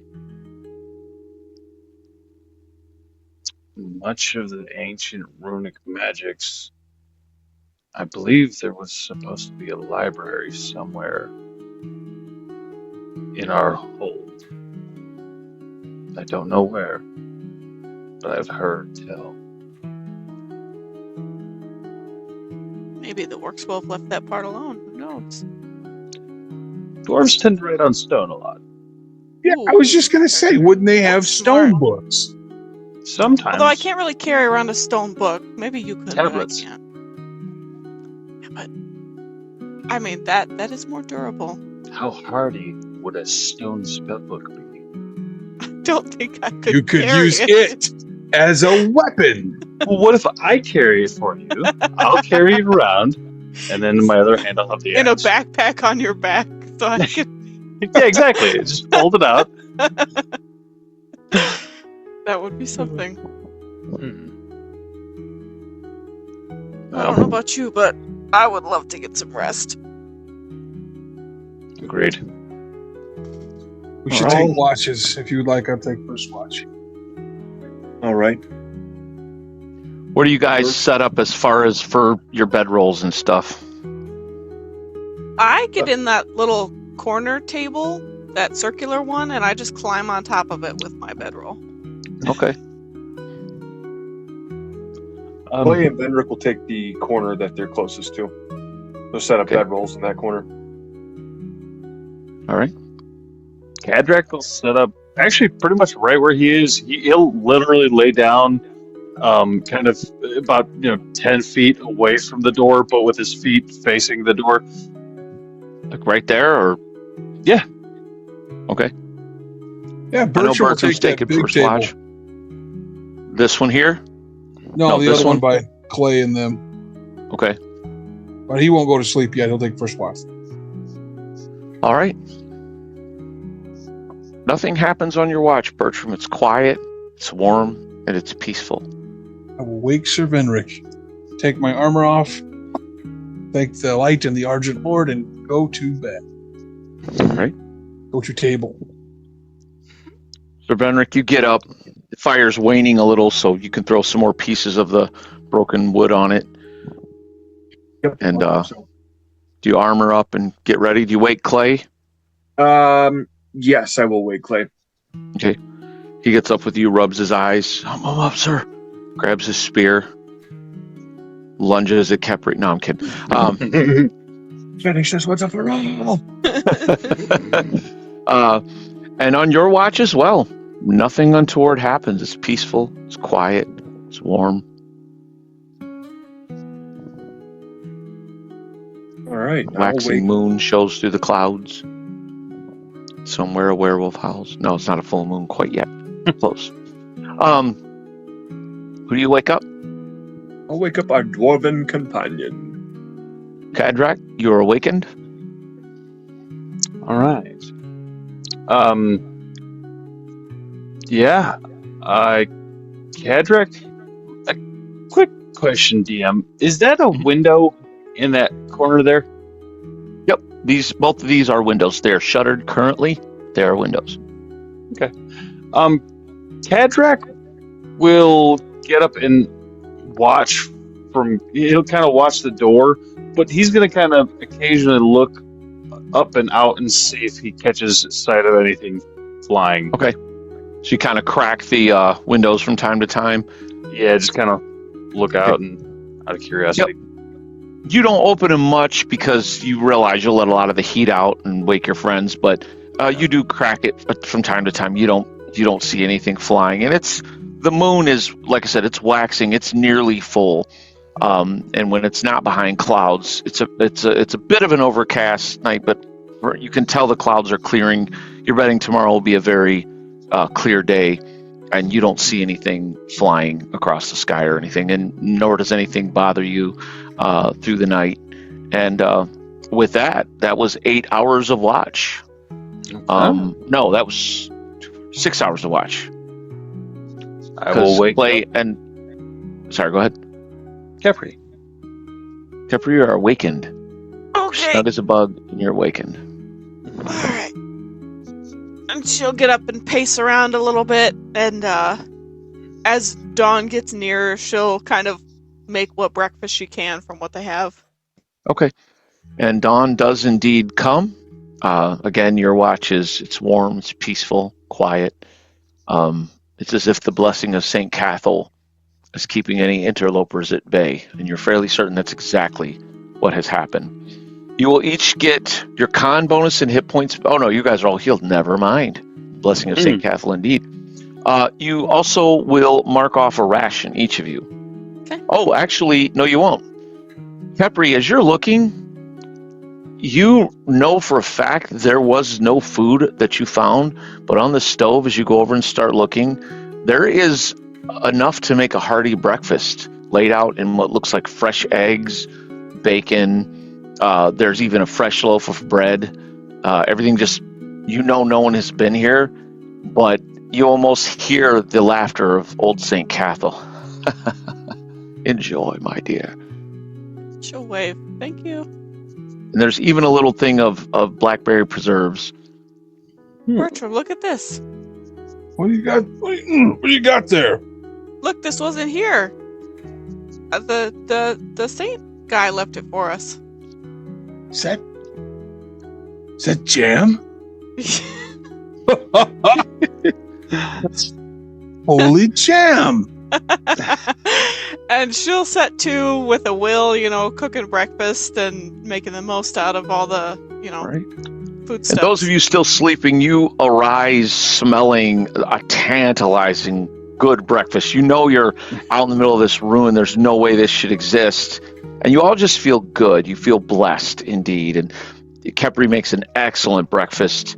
You all gather around the largest table, and there's even fresh milk, and it's just crazy. And you all realize this is no doubt a blessing from the ancient saint as one final just point of his regard for all that you've done here. And at the day, as you kind of glance out, Cadrak, no doubt, looking outside, because that was what he was doing when he was on watch. It's actually the sun is shining, believe it or not. It's a clear day. And it's funny because that's exactly what I rolled up in advance. It's a clear day. Nice. Wow. Fortune Almost shines as if on it was us. meant to be. Thank you. And Arthur. Nate, the hunter, he camped in here with you guys, he just looks kind of awed at all this. And he's like, I am going to tell everyone we should restore this place. Imagine if we could get a priest, maybe even Brother Bertram, you could come here and be the priest here for us. I know we have a small church in town, but wow, this would be something if we could restore this. You never know. You never know. This would be a wonderful place. Yes, you can feel it. And you guys enjoy a hearty breakfast, good vibes all around. And that is when the roof collapses. No, I'm kidding, it doesn't. So what does my party do? Wyvern. Nope, I rolled for that. He rolled with disadvantage to see if he smelled smoke. And he did, Lord. nope, he did not. I rolled a 16 and a 3. Oh, And he good was Lord. stuffed with mutton and slept. leaving nothing for us. Food coma. As am I. We have to walk now? Really? Is there any jam left in the jar? You scrape the last little bit out with your thumb or your forefinger, and just slurping it up, and there's none left. It's all gone. Oh, bother. I gotta say, Bertram, most humans don't know how to eat, but you do. I look at her and I'm like, I respect that compliment. I've never heard that. You know, Capri, I I'm a liked you halfling before. household sometime. Why do they have? Well, I don't want Oh, you should, you know, you should come on rude. a feast day. It's something I'm sure you've never experienced. I don't want to be rude, but is there enough food if I were to come to that household? I mean, we make plenty. All right. I'll come. But I'm going to come hungry. Well, All right. The ready? clear dawn is showing as you make your way out the front doors of the temple, I'm assuming, unless there's really nothing else for you guys to do here. Oh, go right on out. Well, I let Mr. Vendrick go right on out. But yeah, let's leave, guys. All right, you walk out the front doors. The fountain is flowing again, and where the water once looked brackish and nasty, it's not as blue as the holy water, but it is clear water, fresh, clear spring water once again. Take a drink. And my it tastes delicious. Yeah, Nate, spread the word when we get back. I will, sir. This place has been overgrown and abandoned, and since before my time. But wow, I feel such a sense of peace. I've never been much of a churchgoer. No offense. Untaken, but have you considered serving the Argent Lord? Well, I walk in the light as best any man can, but perhaps tell me more. Perhaps as we travel. Absolutely, and Bertram will begin to preach in his country preacher style preaching. Okay. You guys head out from the shrine, Bertram preaching as you go along. And as you begin making your way back, are you guys heading back to Reuven, or are you heading up to confront the wyvern? Just double check. Reuven. Back to Reuven. Oh! Or Benrick can't say anything. Dodging towards the wyvern nest! All right. You begin heading back out of the hills. Bertram preaching, not loud, but preaching as you're traveling along. And give us a snippet of what Bertram would be saying. You see, Nate, the Argent Lord is a man of battle and action, but valor and honor and goodness. And he made the greatest sacrifice of all, his own life, to stop evil. And he was raised as a deity of the light. And you would do well to serve him, a warrior's god for sure. That is something indeed. Roll me, let's see, Cadrak, roll me a d6. Okay. There's the 3. All right. No encounter.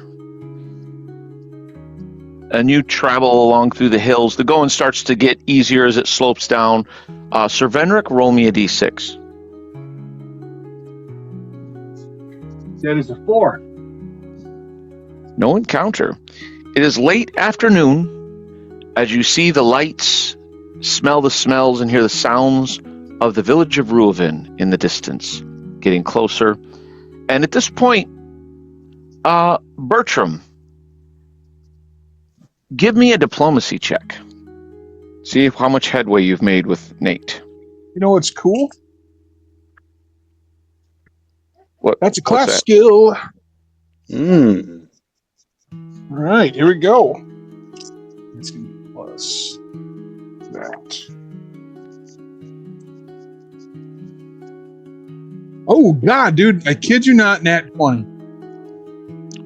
Oh. And Nate the Hunter is convinced. And he asks you, Bertram, he says, I have been baptized into the light, but perhaps you could baptize me. I would serve the Argent Lord.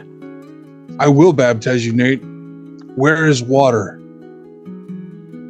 Well, there's let me see. Actually, let me get you a better map there. I got to remember myself. I think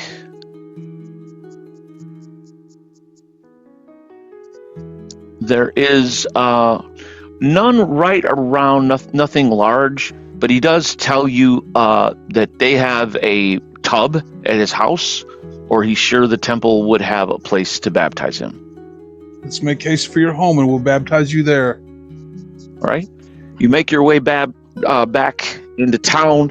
Nate's wife and son are overjoyed to see him, and he excitedly begins telling them all about the Argent Lord, and she's like, well, of course, Nate, we worship the light. He's like, no, but the Argent Lord he's a demigod of the light. He was once a man, and he was raised, and he's telling her this whole thing. She's like, slow down, Nate, what are you saying? I'm going to be baptized. I think we all should be. And his son and me is like, yep, I'll do it. And then she seems a little more reticent. She's like, she kind of eyes Bertram a little like, what are you putting in his head? She's a believer in the light, but they're not like an overly religious family. You get the sense of it. But Nate has been converted. They fill the tub from the nearby well, and they, Bertram, do you say any words before you baptize him? I do. I lift my hands to the heavens. Argent Lord, fill this convert with your might and your glory and your protective nature of the innocent and weak. Make him a warrior born anew, a good father, a good husband, doubly. And then I'll baptize him. Excellent. As you do, there is a shimmer of light, silvery light around a nimbus around Brother Bertram. And those of you watching, you just superimposed in the background, you see an angelic figure with a sword and shield, about 12 feet in height, wings stretched at almost 20 feet in width from side to side, and just kind of like in the air behind him, like smiling, and then you kind of blink and it's gone. And Nate the Hunter comes up fully baptized. I hug him, lift him off his feet. Welcome, brother. Thank you, brother. And at that point, the boy's like, me, and he jumps in the water and literally like to his dad before I do it. As kids do, he dives. He's like under the water. He like dives in like it's a bath, and he's like splashing around his dad's like, knock it off, boy. And he's like, yes, if you would. And as you baptize him, you get the sense, Bertram, that his mother is not pleased. Her lips are pursed. She's like, this can only be a problem for me. I baptize him though. Okay, and you do. And she's not like rude about it. She hugs them both, but she seems like she was a little more happy with the amount of religion that they had in their household, and now you have added to that. And clearly, because Nate is talking all about it, I'm gonna eventually next spring, honey. I want to make the trek to the Temple of the Argent Lord. It would be wonderful. We'll all go. I want to meet the great Father Gedwin. We'll get some books. Bertram sent you.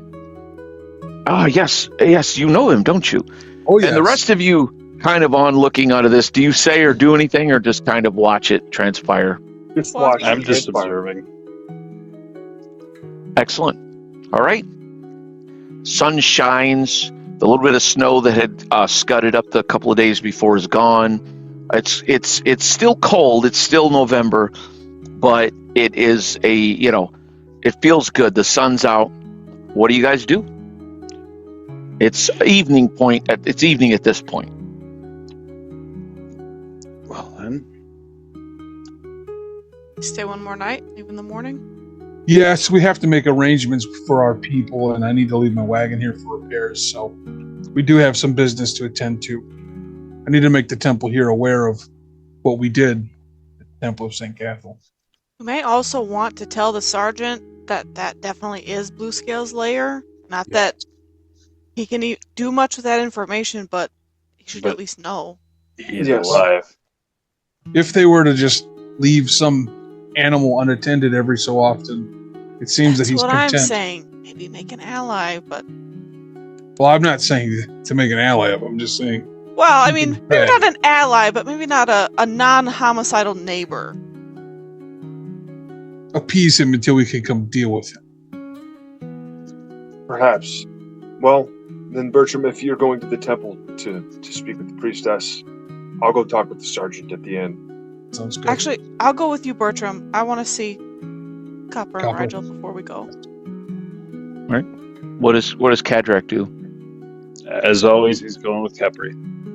Okay.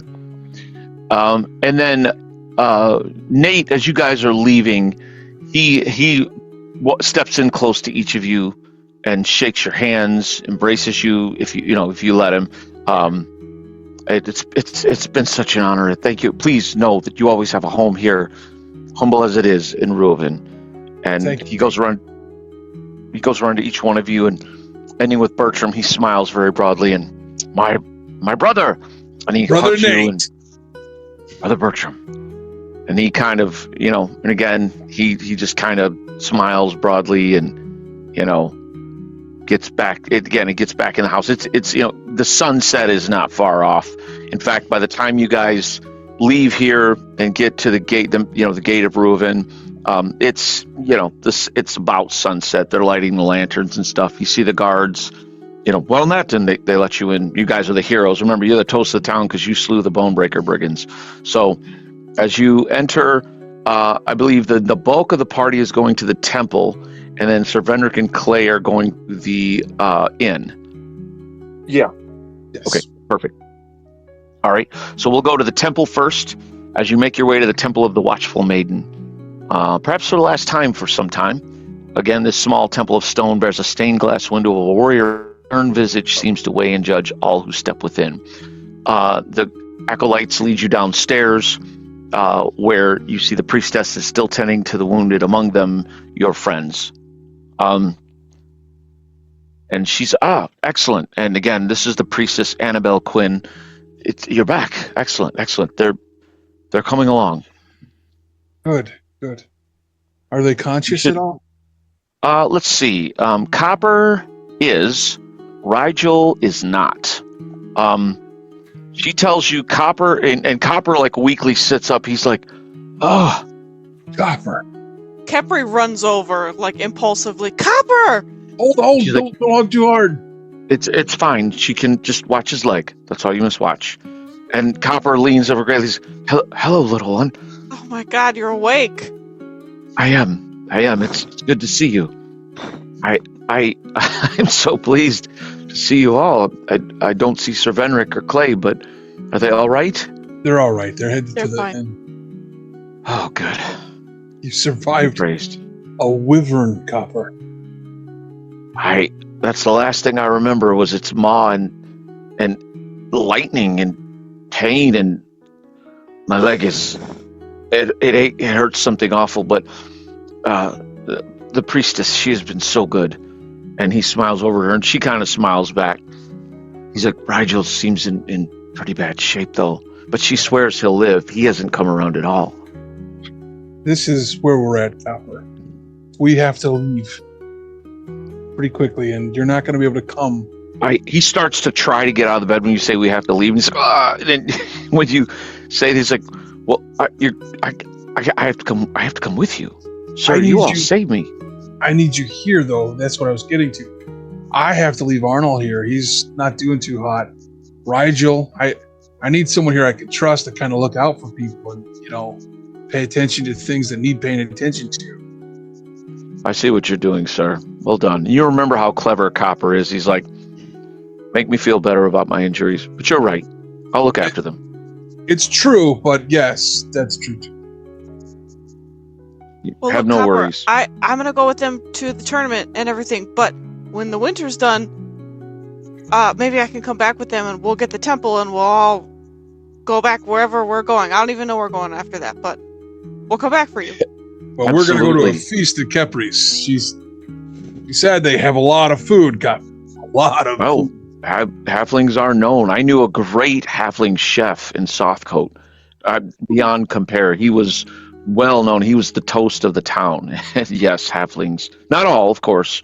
Generalizations being a bad thing, but it is said that as a people, none can top the culinary skill of halflings.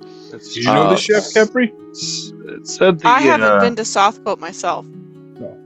It's, we were talking about Granny had her hall, and it said that when the dwarves were very, very rich back in the day, they would hire the best halfling chefs of the land and have them cook special feasts and whatnot. Copper kind of leans painfully forward as Cadre. Copper. Oh, we have not. I'm so sorry. This is Kadrak. he was at the bandit camp that killed all. And Sounds Copper like, puts two and two together. They rescued you too, didn't they? Aye, that they did. They have a habit of that. That was Kepri. So we would- Kepri freed him. Well, you're in good company. I wish. He kind of turns back to you, Bertram. I wish I was going, but I'll see to them. Copper, I need another favor from you. I'm leaving the temple here, See, and I'm gonna have Arnold see to its repairs and stuff. But Arnold's not a fighter, and I'm not saying you're in danger. I just need someone that I know can handle himself if something were to happen. of course. But what's the plan? So we're staying here. I won't be healed for 4 or 5 weeks. The priestess says. However, Rigel, it's going to be at least 2 months to 9, 10 weeks even. So it'll be spring. Yeah, I think it'll be spring before we see you again. Our plan, obviously, I'm coming back. I have to get Arnold. I have to get you, Rigel. So we'll wait here for you then, not meet you somewhere else. No, I think wait here for us. What do you think there, Kepri? I mean, I think that's wise. These roads are so much more dangerous than I thought they were. Yeah, wait for us here, because this is a pretty safe place. It's safer now. Very well, sir. I'll see to it. And once I'm up and around, I'll be able to reconnoiter a bit better. I've heard nothing but the exploits. I wish I could have been there to bring the Bone Breakers down. He would have been With a you. great help. I heard Rigel was quite the hero, as were you all, of course. And I heard Kepri cast a fireball. I didn't know she could do that. That's She's the rumor, though. amazing. Celibus doesn't have fireball yet. More powerful than Celibus. Well, that is saying something. Master Celibus is. I He's wouldn't quite the say that, accomplishment. especially maybe not to him. You're not going to tell him you have fireball? No, just a cantrip. That's all. Oh, perhaps Master Celibus has it. He's all but an arch magi. No doubt. I mean, I'm sure he can cast. He just chooses, no doubt, not to. You know, I think you're probably right. He's got more. Yeah. He'll He's use subtle. it when it's necessary. Yeah, that's But another yes, indeed. And he starts to lean back, stifling a yawn, and you realize just this interaction. And Priestess Annabelle, she kind of raises an eyebrow at you, Brother Bertram, and knowing what you know of the healing arts, it's kind of like time to go. And he leans forward. Go ahead. Oh no, go ahead, Kepri. I was just gonna say one last thing, Bertram. I was, Copper. Why don't I leave you yours and Rigel's cut now? Yes. You have to get you through the winter. I That mean, is I a know that the great townsfolk idea. are so helpful, but if you need anything, that way you can buy it. I have it all. I can tell you exactly what it is, but she'll give him, like, here's yours, here's Rigel's. You know, Okay. yeah. And I have Actually- it all broken down if you want all the numbers. I'll probably just have you give it to me after, if that's okay. Yep. Just because we're getting late in the session. Right before he leaves, Bertram will lean into Copper and whisper, as quiet as you can, "Keep your eyes on the merchant." He doesn't say anything, but he just nods, very slight nod. Okay. And again, you're reminded how clever Copper is, how quick-witted. And he kind of holds out a hand, shakes your hand, Bertram, turns to Cadrak to shake your hand, extends his hand. And Kepri, he leans over, a little painfully, but he leans over for a hug. Oh, I and am- she gives it to him. I am very pleased to see you are well, little one. I'm You're- glad to see you too. You're making quite the adventurer. I don't know about that. he leans back then, and one of the acolytes comes and pulls the blankets up, and before you guys even kind of are fully turned away, he kind of passes out. And Priestess Annabelle, she says, he'll be well. It'll be about another month before he's himself fully. And you should know, I wasn't trying to eavesdrop, but they won't need to spend any coin. They're taken care of here. You destroyed the Bone Breakers. You drove the Wyvern away. You're heroes here. You need. Oh, I know that you're, so generous. I just meant if they need a tent or something. Of course. Well, we've all been instructed, and we've all agreed. The council has agreed. No normal supplies should any of your group pay for. At least for the time being. You've done us such a great service. The gold you were rewarded is a pittance compared to what we wish we could raise. Truly, you've made quite the difference. The Temple of St. Cathel. Ah, the shrine. Your sojourn went well then. It has been cleansed of an evil spirit. Evil spirit, you say? Yeah, an old I had heard rumors of a darkness there. I never made my way there. But I had heard. In my youth, I would have gone to look into it myself, but well, that is good. I'm sorry? St. Cathel himself appeared. Truly? Then you cleansed it. It's cleansed. Did you receive his blessing then? We all did. Oh, that is wondrous. I must make that pilgrimage. Perhaps I'll have Nate escort me in the spring. That would be excellent. Careful, we've also located the lair of Blue Scale. They were saying that the wyvern was dead. Not dead. Driven off, but not dead. I see. It's alive, and it's in the hills above the shrine, so... I understand. I will put the word out. You should also let the sergeant know, as I'm sure you will. I will say that it hunts sheep, goats. It doesn't seem to want to take anybody right now. I see. Very well. Well, I must see to my patients. And I'll leave. I wish you all well. Tell Sir Venric and young Clay that my prayers go with them. Will do. Thank you again. She steps forward then and, just very quickly embraces Bertram, who she's grown to respect. It's a very chaste thing. It's not anything weird, but she just like a motherly, almost like hug. Walk in the light, Brother Bertram. You are an extraordinary priest. And she turns back to her duties. Thank you. All right, Venric, you head to the Pioneer Inn. As you and Clay walk through the darkened streets, the light lanterns being lit, you come back to the well-built 2-story inn. Within the flagstone floors are clean as always. The tables and bar and staff are all friendly and welcoming. The owner, Kirk Wallace. Sir Venric, yes, come in, please. I'll get food on. Are your friends with you? They went to the tavern, or the temple. They should be back soon. I see. Yes, I'll prepare dinner for all of them.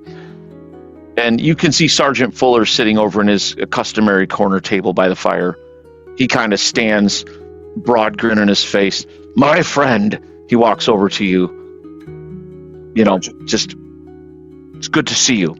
Please sit down. He kind of holds up a few ales, and you can see Clay kind of looks sheepishly at the floor and then glances over at Venric. He says, kind of shakes his head, and Fuller says, very well. I see the lad's learned his lesson about strong drink. A couple ales for me and the night then. And they bring you, there's some roast boar that they bring you on a plate with some potatoes and some fresh greens, fresh as they can be. It is winter.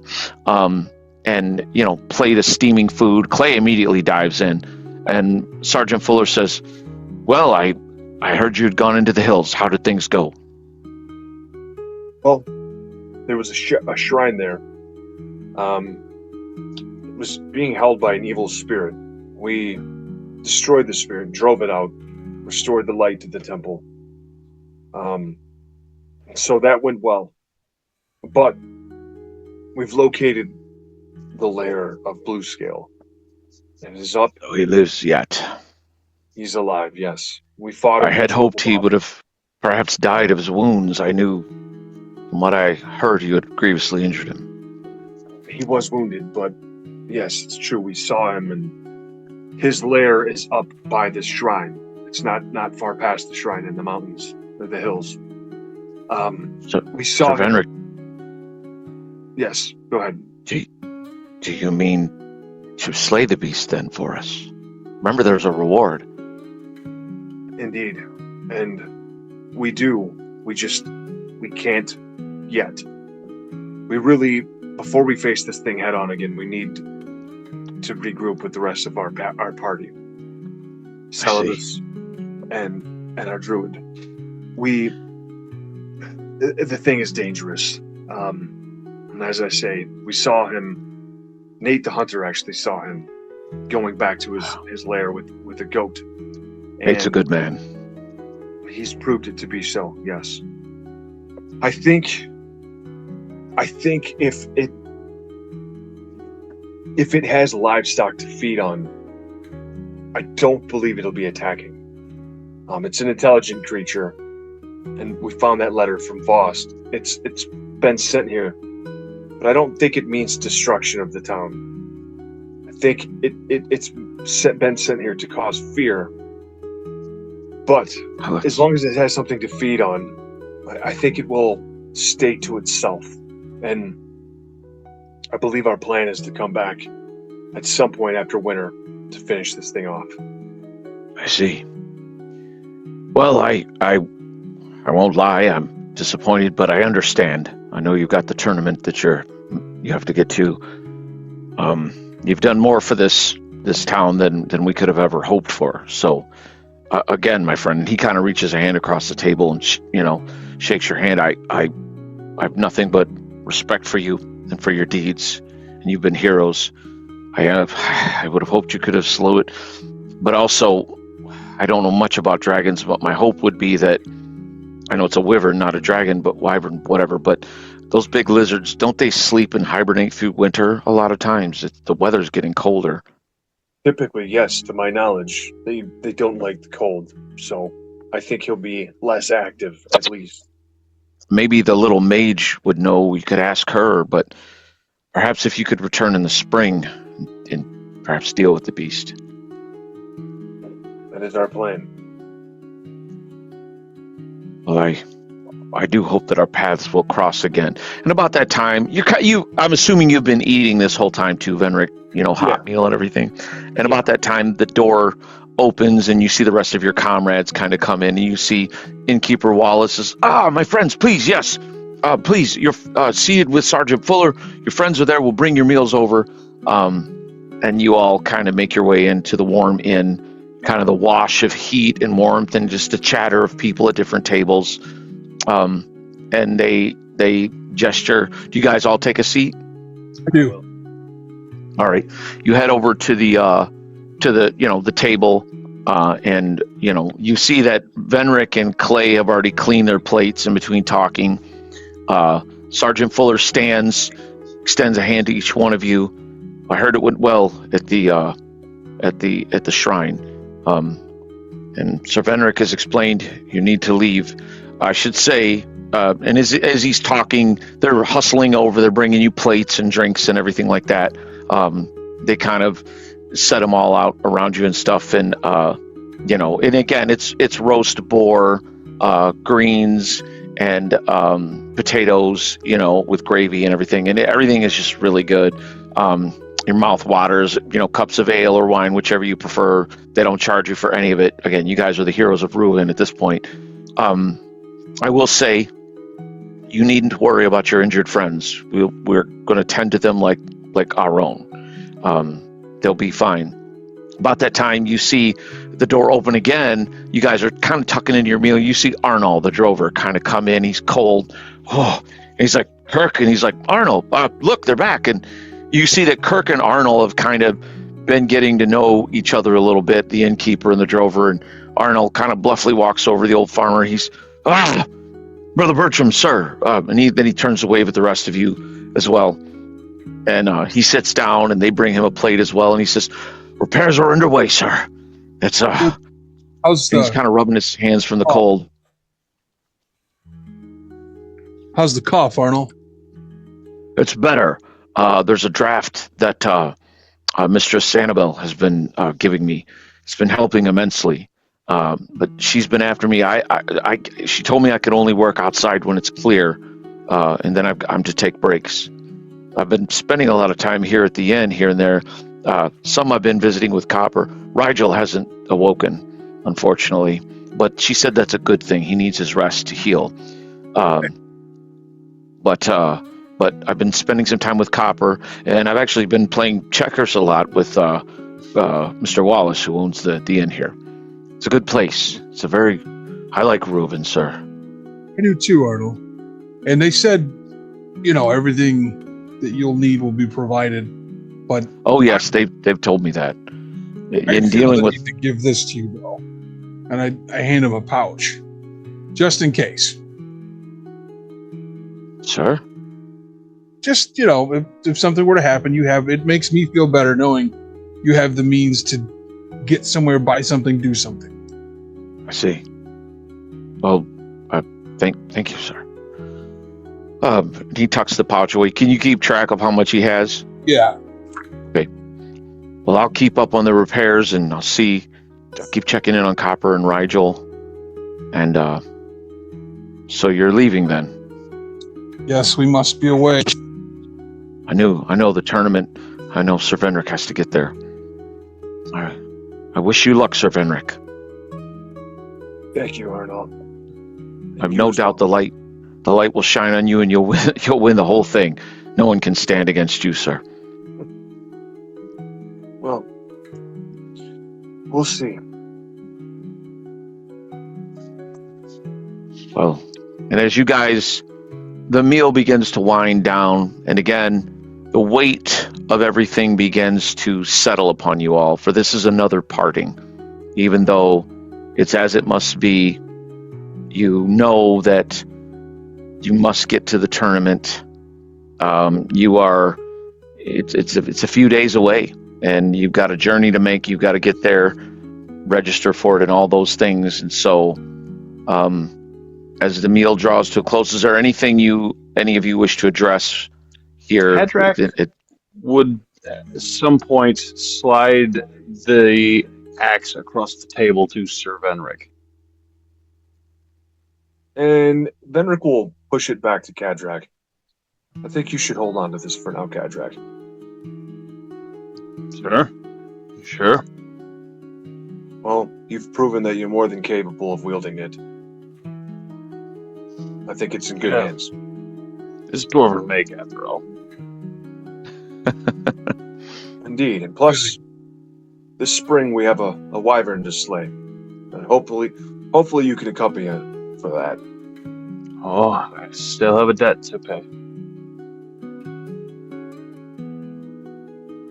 Capri, speaking of wyverns, do they hibernate in the winter? That's a great question. DM, would I know that?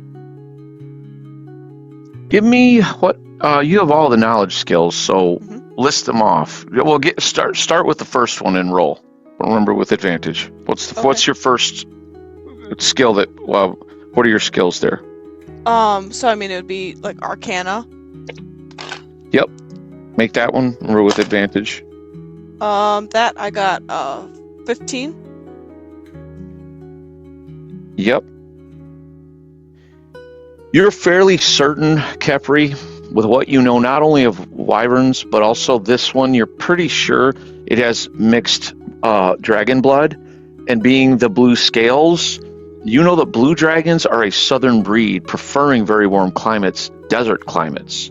It would not surprise you if what it's doing right now is just feasting and feasting so that it can just get in a warm, dry place. And you have no doubt it's going to eventually, once bad snows come, it's just going to sleep the winter away. Knowing what you know, you kind of cast your mind back to all that you've read. You can't say with certainty, but you're pretty sure. I think so, and actually, now that I think about it, that makes sense why it's not just the wyvern in this area to destabilize, because I'm sure Lost knows its capabilities, and so the bone breakers don't need to hibernate, and so it's probably why both of them were here. So I think, yes, I think it will sleep. And Bertram, also wanting to sound intelligent, will ask a question of Kepri. Kepri, knowing what you know about wyverns and dragons, as you know the things about them, how much treasure is in their lairs? I mean, I don't think a wyvern usually keeps much, but being that it has draconic heritage, I think it would have some of those tendencies, and so my guess is at least some. How much? It's youngish, so I don't think it's had time to amass very much, but I would think there's at least some. Does that sound right, DM? Yes, you're fairly certain. It's what I thought as well. I agree with what you were thinking. That makes sense.